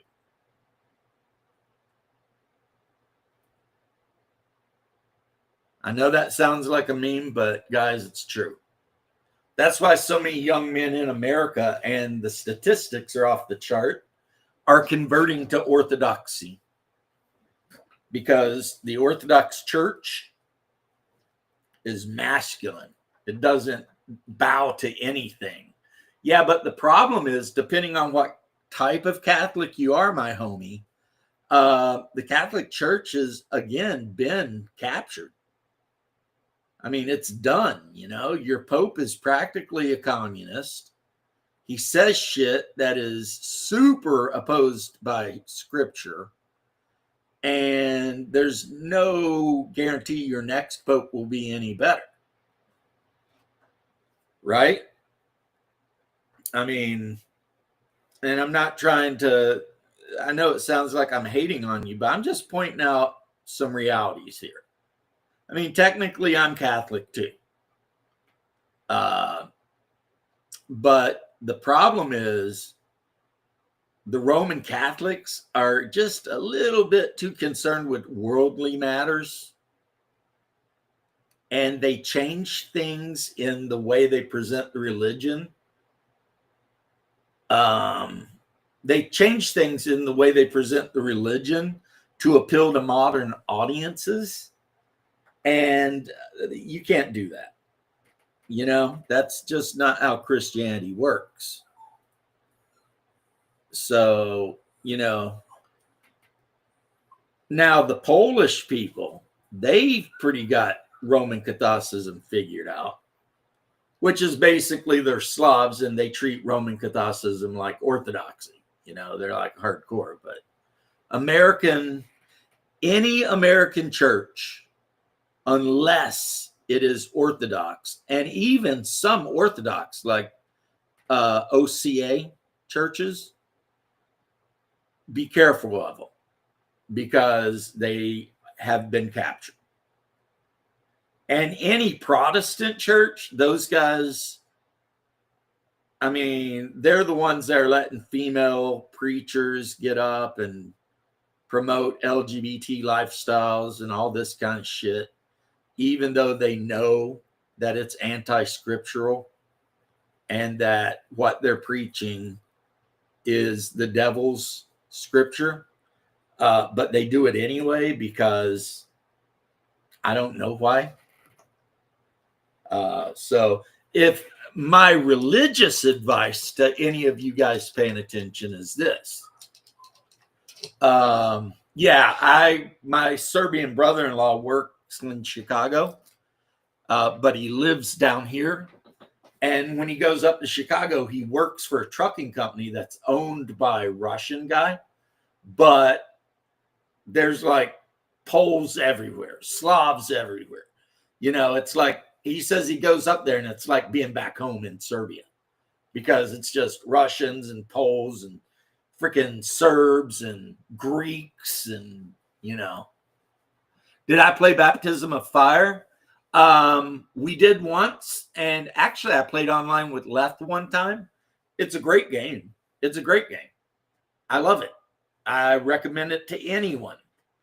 And I keep hoping, and somebody may have led me astray by hinting that it's going to happen.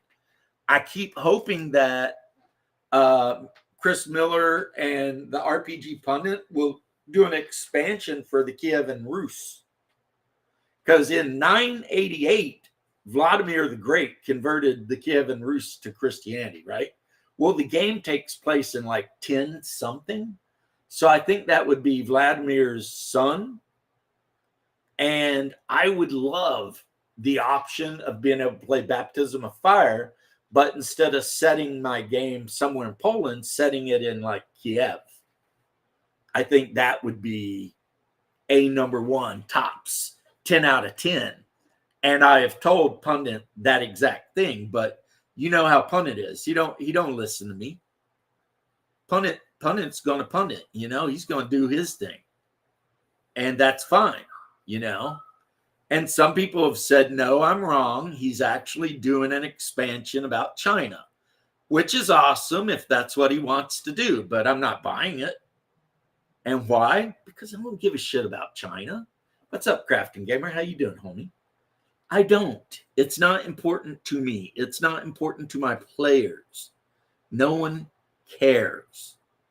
But if he were to do a setting in, you know, Russia, then all of a sudden I'd buy two because I care, my brother cares, you know, other people at the table care, and it would be like a big deal. But yeah, so hopefully one day he bites the bullet and does the Kievan Rus expansion. That would be nice. As it is, our game was set in the Redlands, which are currently part of Poland, but were previously, like within the player's lifetime, part of the Russian, the Kievan Rus Empire. So you have a lot of mix there. You know what I mean? Like some of the characters in the group were playing Poles, but there was a couple who were playing Russians. And, you know, and the religion was wild because in this town, in order to keep the peace, the Margrave of the town had decided that both types of Christianity would be tolerated. And on top of that, I made it where the more Latinized priests and the more Greek priests got along great. They were friends. So there was no like religious tension in the town because, I mean, at that time, it's 100 years before the schism. So it's just like whatever, you know. But yeah, they were having to hunt down this is what Leth had to do. He was sent by the Margrave to find out why taxes had not been sent from one of the local towns. And when he got there, the whole town was burnt down and everything. So then he was getting some companions, because it's not like you want to start tracking people through the wilderness of Poland, just south of the Carpathian Mountains by yourself, to try and figure out who or what had raided that farming community and killed everybody. So that was kind of the adventure. And I knew who and what it was. So, there you go.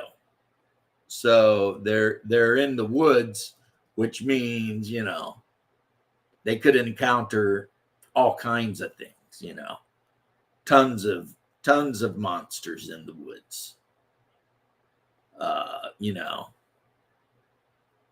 Dubovaks and freaking Leshy, and if they go near any river, then you've got to worry about Vodnoy and Rusalka. But anyway, I love the game. But the thing I tell people, though, when I talk about Baptism of Fire is I am a Slavaboo for real. I have Slavic blood flowing through my veins. I am a member of a Russian Orthodox church, and I am a huge reader of Slavic history. So, of course, the game's set, in the Slavic world with Slavic monsters and all that shit. I mean, come on. That's my jam right there.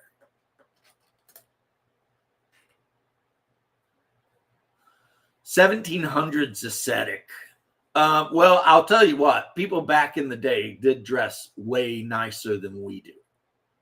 I mean, I'm sitting here in my Russian business suit with a ball cap on and some Adidas pants and my Adidas sneakers. So, I mean, if I were in Russia, I'd be the shit. But, you look at the way how like your average working man dressed in like 1930 or 40. And, they're all wearing suits and stuff, not like super fancy Gucci suits, but just, a suit of clothes. And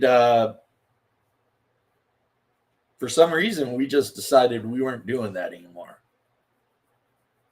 And I personally don't know why.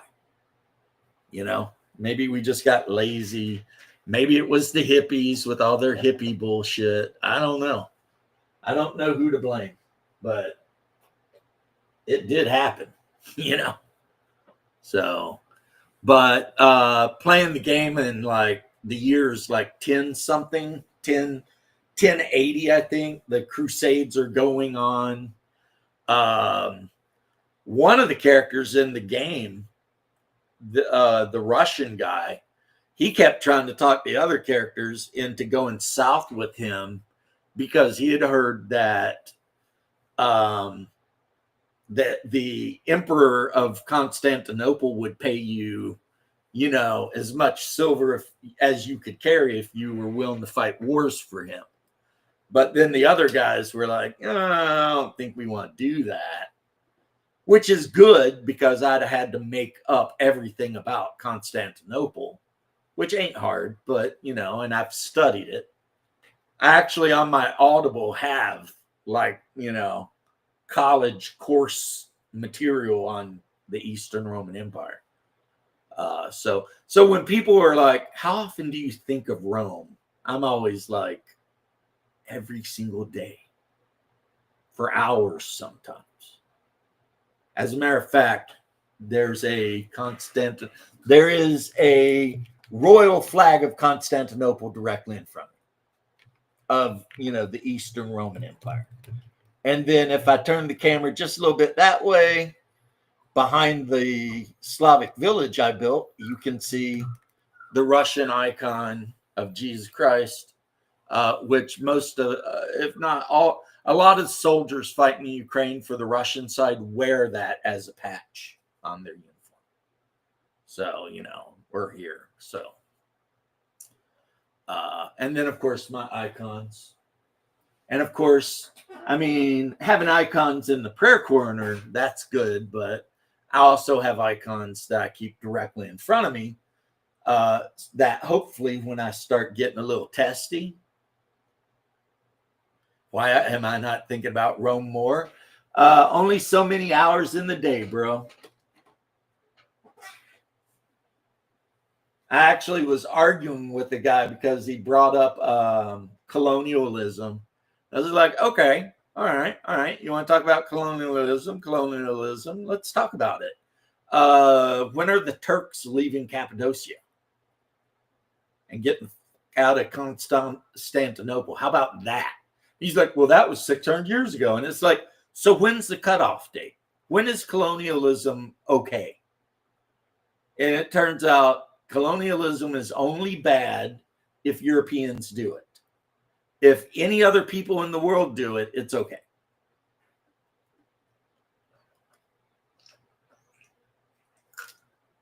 That is the way these lefty idiots think. It's really a thing. It's like, would I leave America if Turkey disbanded and went back to Asia and Constantinople was handed back to the Christians? But in return for that, I had to give America back to the Cherokee and the various other tribes. I would probably do that. Yeah, I probably would. Can you imagine if all the American Orthodox Christians and soon to be Orthodox Christians moved back to Turkey? We would turn Cappadocia and the capital, of course, Constantinople, into a world power in 5 years.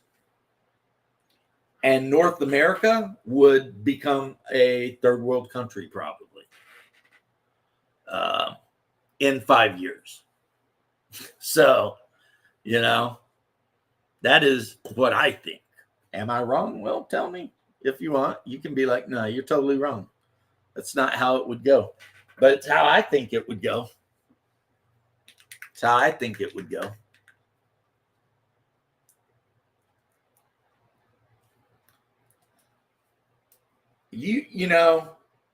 Them damn Chippewa get me so fired up once a year. Because once a year, the idiots in the Lakota family group want to take a picture of themselves flipping off Mount Rushmore, right? And the thing that they don't seem to understand is the only reason they ever were near the Black Hills at all is because the Chippewa bought weapons from the English and used them to whip the shit out of the Lakota and drive them off of their land in the north near the Great Lakes. So the Lakota went south to where the Black Hills are and immediately genocided the people who lived there. I forget the name of their tribe, right? But once a damn year, I got to look at these people who claim to be Lakota Sioux flipping off the Black Hills as if, we should give it back to them, even though they genocided the original owners, who probably genocided the original owners, And it was all thanks to the Chippewa, who I've always been taught to call Ojibwa, buying weapons from the English and beating the shit out of them. So again, of course, I'm from Appalachia, and in Appalachia, there's really only one Indian tribe we really think about too much, and that is the Cherokee. The Cherokee are our people, even though I have exactly no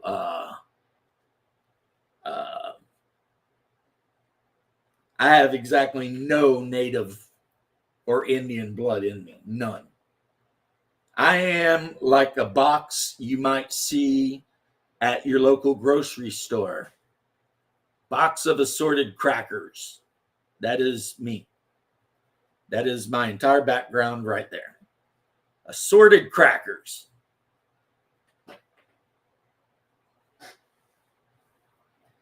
And it, I'm not bothered by it a bit. It's like, whatever.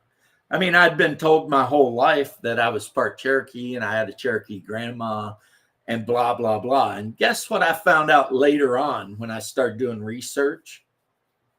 Damn near every single person who grew up in Appalachia has been told by someone in their family that someone in their family was a Cherokee. And the reality is no.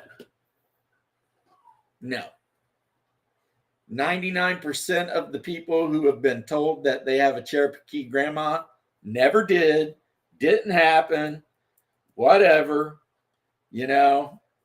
They're just European and maybe a little African and whatever. And that's just how it is. And people need to get used to it, because I'm telling you, I got autistic about it. When my thing came back, I was like, this can't be possible. I was told my whole life. And yeah, whiter than Elizabeth Warren. Yeah. And I went and started looking at, the actual whatever. And it was like, nah, it might've happened in the 15 or 1600s or something. But by the time my family come over in 1740, there were enough European women in the New World that no one was marrying squaws, No one was marrying the Lady Indians. So, yep. But it is a story that damn near everyone in Appalachia hears. I guarantee you it. But if most of them did a DNA test, they would be like, huh, that's weird. It turns out I'm Scots-Irish, Scottish, and various other, crackers, assorted crackers, as I said. You're part of a tribe. So, see, yeah, yeah. I mean, I've hung out with people who were part of a tribe, and my brother dated them. Like if Hungar were around, he could tell you all about the whole time he was in Minot, North Dakota. He was dating an Indian girl. What's funny too is the res that he was at, which he would have to tell you the exact name because I don't know. And by funny, I don't mean ha ha ha. I mean, that's weird. First off, it was just a big trailer park with a bunch of cars on blocks and shit like that. It wasn't anything special. The res up there where he went basically looked like a bunch of rednecks lived there. But the guys up there were pretty cool with Hungar as far as him being there and dating one of their women, but they were some of the most racist bastards you ever met. Like, you better not be a brother and be on that reservation messing around with their women, because they absolutely were not having it. But,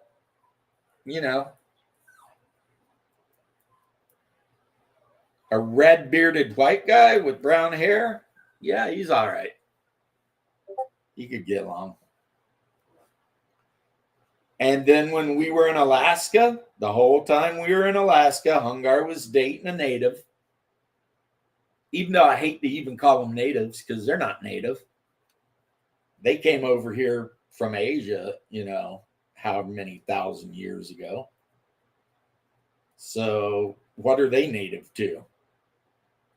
And that's another one of those questions where you ask, well, when do you start and stop counting? Like, when does someone become a native of some place? What's the number? That'd be interesting to know. But the whole time we were in Alaska, Hungar was dating April 20. What's April 20, Habibi?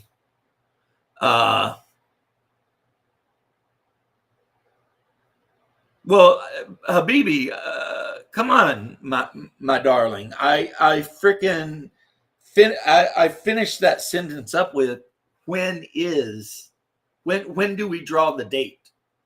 Orthodox Easter? Yeah. If that is the date, I have to check my calendar because it changes.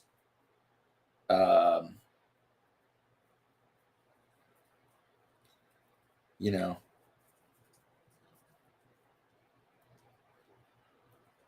so weird. Habibi, I'm going to tell you, I know you and I talked before, homie. You can't be Orthodox and think Lenin is, you mean the red eggs? Sometimes. Mostly, though, it's just Christ is risen. Indeed. Christ has risen, that's basically the thing. And then you're allowed to eat real food again. That's good. But yeah, I'm telling you, you cannot idolize communism and be Orthodox. You can say you are, but I guarantee you, if you went to your priest and you said, hey, I think Stalin's a wonderful person and I'm also Orthodox, he would tell you, you need to figure out who you're serving. So,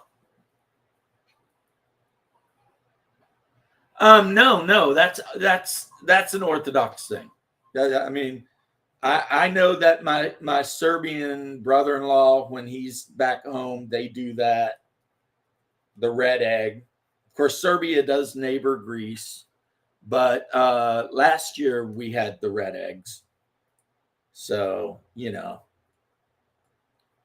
but the main thing is Christ is risen. Indeed, he has. So we'll see. I may not even go to church this year because I don't drive. So it depends what my wife is doing. I'm kind of reliant on her to get me back and forth. And sometimes that means I miss days, and it sucks, but I'll be the first to admit that I am a horrible person. I am a horrible Christian. I let people make me angry. I say things I shouldn't say. I just do bad things, and I hope to be better someday, but we'll see. Maybe not. Hopefully I don't live the rest of my life completely screwed up, but it's possible. Even though, to be fair, on the other hand, I really am thankful because I feel like God has looked out for me a whole lot. Like, a lot. There are times when I was in Iraq or when I was working on the job with the fire department where I really feel like I should have died. But somehow I didn't. Yeah, treat her right. Yeah. Unfortunately, and this sucks because, as I've said, Habibi, I'll be nice to you as long as you're nice to me and you understand my point of view. I'm a convert, but I converted like 15 years ago, right? But my wife and I have been married like 25 years, and she was raised Methodist. She is no longer a Methodist because when the Methodist Church announced they were going to start allowing female priests and openly gay priests and shit, she was immediately like, nope, not a part of that bullshit. But she's not Orthodox, even though I keep trying to tell her, look, man, It's easy. Let's just go talk to the priest and, you know, we'll get you set up. And before you know it, you'll be, I'll tell you what, I have found if we're talking religious doctrine, I have a lot more in common, and the same I think would be true with you if you really get into doctrine and stuff with Roman Catholics than with any Protestants. The Protestants, a lot of them are just out of control, man. It's just like, you know, I mean, and I'm not even getting into the weird ones like the Mormons and Jehovah's Witnesses and the non-Trinitarian and all of that. You know, one day maybe the Roman Catholics will see the error, we hope, and you know, recommune with the Holy Church. That would be amazing. That would be the best thing. We should all pray for that. That one day they put aside the false doctrines they've been handed by these popes over the centuries and go back to the actual scriptural teaching, which I'm sure they follow a lot of the scriptural teaching. Like I've said, I've talked to them about doctrine, but as I said, a big problem I have with the Roman Catholics is their church is a little bit too of the world. They're a little bit too worried about what, you know, the world thinks about what they're doing. And they don't understand that as a Christian, and this isn't all of them, obviously. I'm just talking about the church in general. As a Christian, we have to recognize that the world hates us. And we are not of the world, though we are in the world. So if you're a member of a church that's changing things to fit in with, you know, modernity and stuff like that, leave it. Leave it as soon as you can.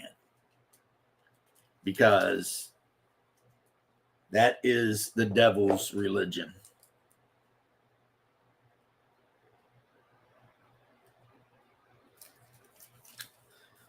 I would say in my opinion, but this isn't my opinion. It's just a fact. Yeah, be sure to treat her right. She's treating me right. She knows that I'm not eating meat and stuff like that. So earlier today, I was still sleeping. She got up this morning and went to the store and bought me some stuff so that I can eat, you know, and still abide by my fasting. So, you know, I'm pretty excited about that. So, yeah. But that's why I've had her for 25 years. You know? Sometimes you just find the right one and just got to go with it.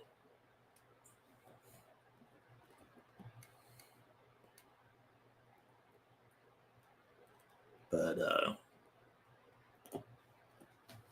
yeah, she is Danish. My second wife, who, of course, I divorced because she was not a super great person, was Puerto Rican. I mean, you know, before I converted to Orthodoxy, man, I was a real mess. I was getting in all kinds of trouble, drinking too much, hanging out with all the wrong people, doing all the wrong shit, dating witches. And when I say dating witches, I'm being literal. They were witches. Like, they read tarot cards and did astrology and communed with spirits and shit. They were hot, but yeah. See, I would never do that now because I'm like, yeah, it's not a good thing to do. You know? You don't want to date witches. But before my conversion, I was more concerned about that booty.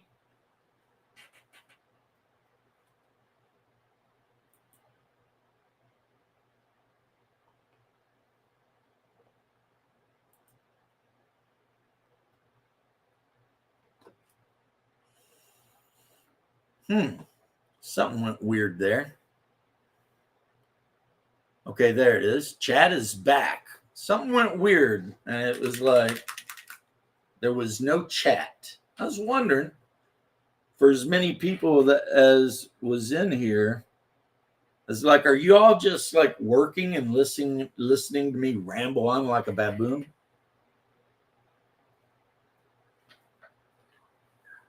Which is, you know, cool if you are. I mean, I'm not complaining at you or anything, but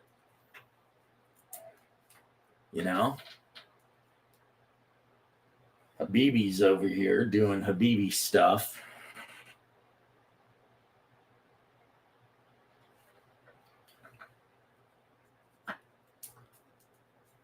Does a demonic ritual in a tabletop RPG have effects in the real world?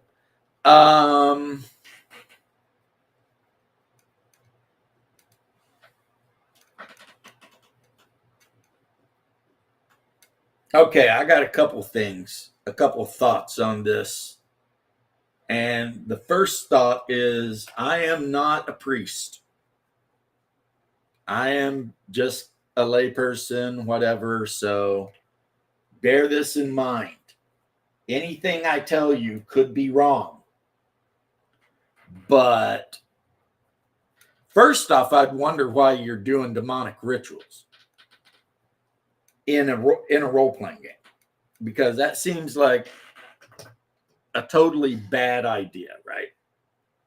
And I don't mean you're in a game where somebody's playing an evil character and they say, hey, I'm going to try and summon, you know, a demon. And the DM's like, all right, well, you got to roll this or that or the other thing. That's not what we're talking about here, right? We're talking about actually performing a ritual. And if that's what we're talking about, then yeah, absolutely, 100%. Just because you're doing it while playing a role-playing game, that's the lawyer talk there, does not change that you did it.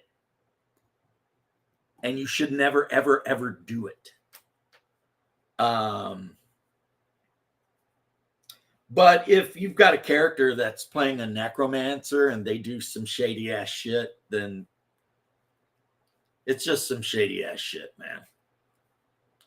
It doesn't reflect on you, is what I'm saying. But yeah, if you're literally drawing out magic circles and, you know, saying ritual words and appealing to the power of Baal or Bahamut or Lilith or something like that, yeah, you're in trouble, man. Don't do that. That's bad. Don't let anyone else trick you into doing that. That's bad. See, the world is full of people who know they are damned, and rather than fixing their shit, they just want to drag everyone else down with them. So, you know, be conscious. You know, be conscious of what's going on, right? I guess that's what I would say. But yeah, I'd like to know what game you're playing with demonic. I mean, no, now that I think about it, Baptism of Fire has some demonic rituals, but you're not actually doing the ritual. You're saying your character is. And it always ends bad. In Baptism of Fire, If you do any kind of demonology bullshit, it ends bad, always. So, you know, do not invoke things that are beyond your kin. Video game, tabletop role-playing game, etc. Yeah, don't do it. Because you would be surprised at where your state of being is in this world. And you have to remember, and if you haven't watched Nefarious, watch Nefarious. You have to remember that the whole point of the demons is to destroy you by any means necessary. And by you, I mean you personally. All of humanity, hopefully, they hope, but you personally, especially if you believe in God, that makes you extra tempting, right? And everything you do can open a door for them to affect your life. And if you keep doing these things, you can even eventually arrive at a point to where domination and possession become possible. Yeah, same here. Like when I made a baptism of fire character for me, just to make it, because whenever I buy a game, I always make a character because I find it helps you learn the game very well. If you make a character and run yourself through a few combats and whatever. And I made a holy warrior, which is basically their version of a paladin.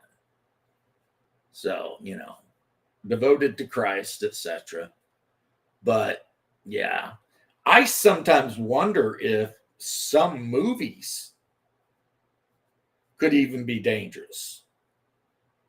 You know, like as far as, okay, if you're paying attention, no. Because you're paying attention, you know what you're looking for. You're not going to get caught with your pants down, right? But if you're not paying attention and you're watching some movies, certain movies, let's say, that are, you know, pushing a certain thing, that could get into your head.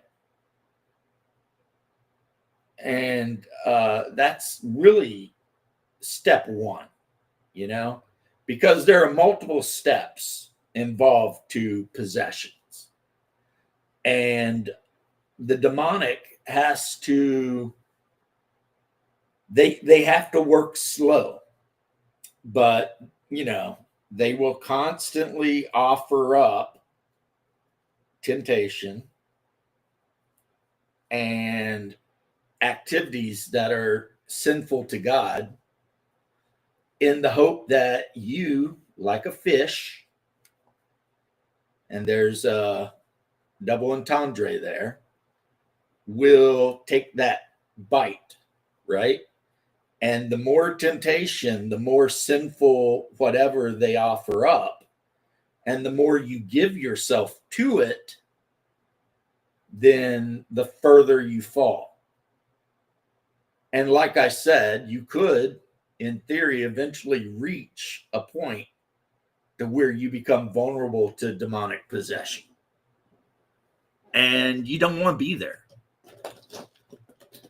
Now, the sad thing I have to tell you, George, is that the people who have to worry about this the most in the world are Christians. We're the ones that have to worry about it. And the reason is because atheists, Muslims, etc., the devil already owns them.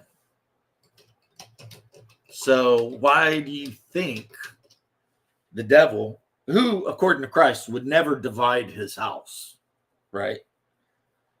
Why would the enemy spend time trying to possess somebody he already owns. Yeah, they're asking for trouble. You know the thing about Zozo or Zopho, right? And I shouldn't even say the name, but I did. God's dead, we killed him. That's what Nietzsche said, but you should read the rest of it. It would definitely open your eyes to the fact that Nietzsche said God is dead, we killed him, and he regretted it because he realized that humanity is a beast. And without God, we will do, the Holocaust, the Shoal, things like that. The killing fields, Mao. Here's the thing. Ghosts, the way that they're popularly shown in TV and stuff, don't exist. Because when humans die, you go up or down. Now, can a human come back from up to warn you as a ghost and be like, hey, maybe. But they don't hang out around here.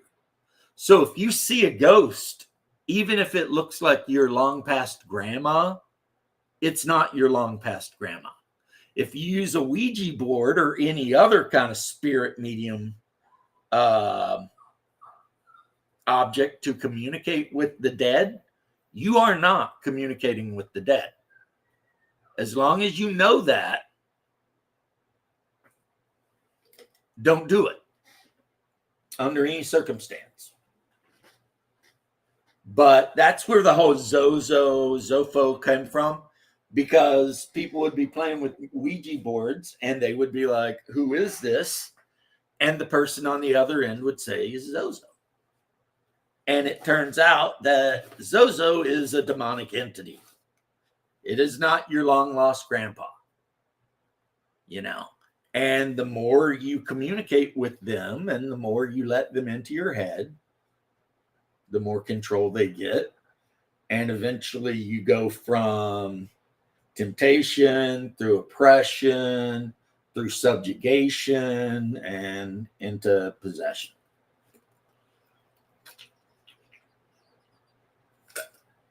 But God is not dead.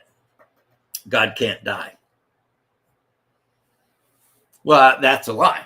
I mean, Jesus died. He just rose. And Jesus is God. The Father, Son, and the Holy Ghost, right? So, Now, atheists, they're basically hosed because neither side gives a shit. Well, there's a reason. Led Zeppelin's album cover, very occultic.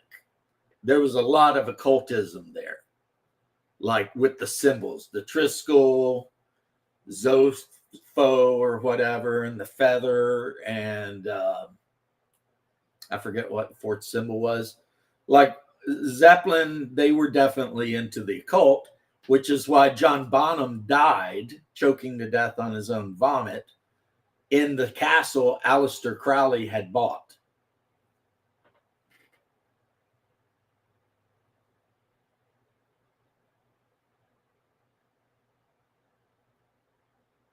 Yeah, no, I am a Christian nationalist, Sieshmik. I don't know if that's what you're trying to say, but yes, I'm a Christian nationalist, and Orthodox. But historical doppelganger, the dude who told you that, is 100% a fact. If you use a Ouija board, and that's not the only way to contact the other world, seances and shit, you will not be contacting a ghost of someone you know. It's not going to happen. Best case scenario, they're in heaven. Worst case scenario, they're in hell. They're not roaming about waiting for somebody to contact them with a glass and a freaking pendulum and all that shit. No. However, demonic entities are all around. They're invisible, but they're here.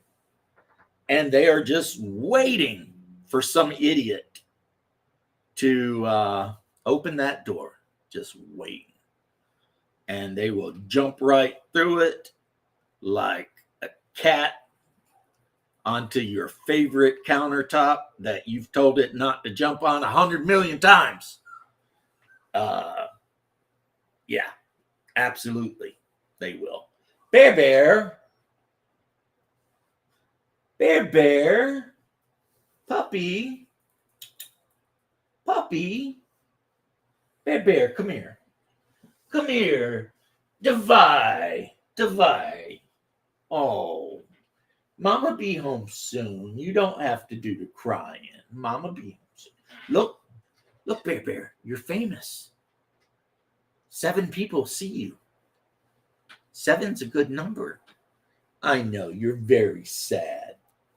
But Mama had to go get her stuff done, you know. It happens like every other month. I don't know why you're so surprised. This is my little pumpkin. I love my little pumpkin. This, believe it or not, is a full-blooded AKC registered Pomeranian. He weighs 17 pounds. He is the Andre the Giant of Pomeranians. His mama and daddy were both 7 pounds. So he more than doubled the weight of his mom, his dad, and all of his siblings. Every single one of his siblings also 6 or 7 pounds. This bad boy right here, 17. He'll get out in the yard and run in circles and carry on and jump. But right now he's pretty upset because my wife is away from the house. She usually works from home because she's got it made like that. And so he's so used to always seeing her. And anytime she leaves, boy, he just gets upset.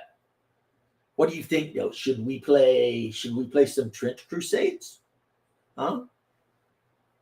I'll let you be the Trench Pilgrims. I have 4 Trench Pilgrim armies, so which Trench Pilgrims do you want to be? The Cossacks? The Russians? The generic ones with pointy hats? He's like, I don't know. Yeah, see, here's a problem, though, Doppelganger, to get back to that conversation before I distracted you with the pretty little puppy boy. Back in my old days, before I found God, I studied demonology pretty heavily. I've read the Goetica. I've read the Lesser and Greater Keys of Solomon. I've read the Hex and Hammer.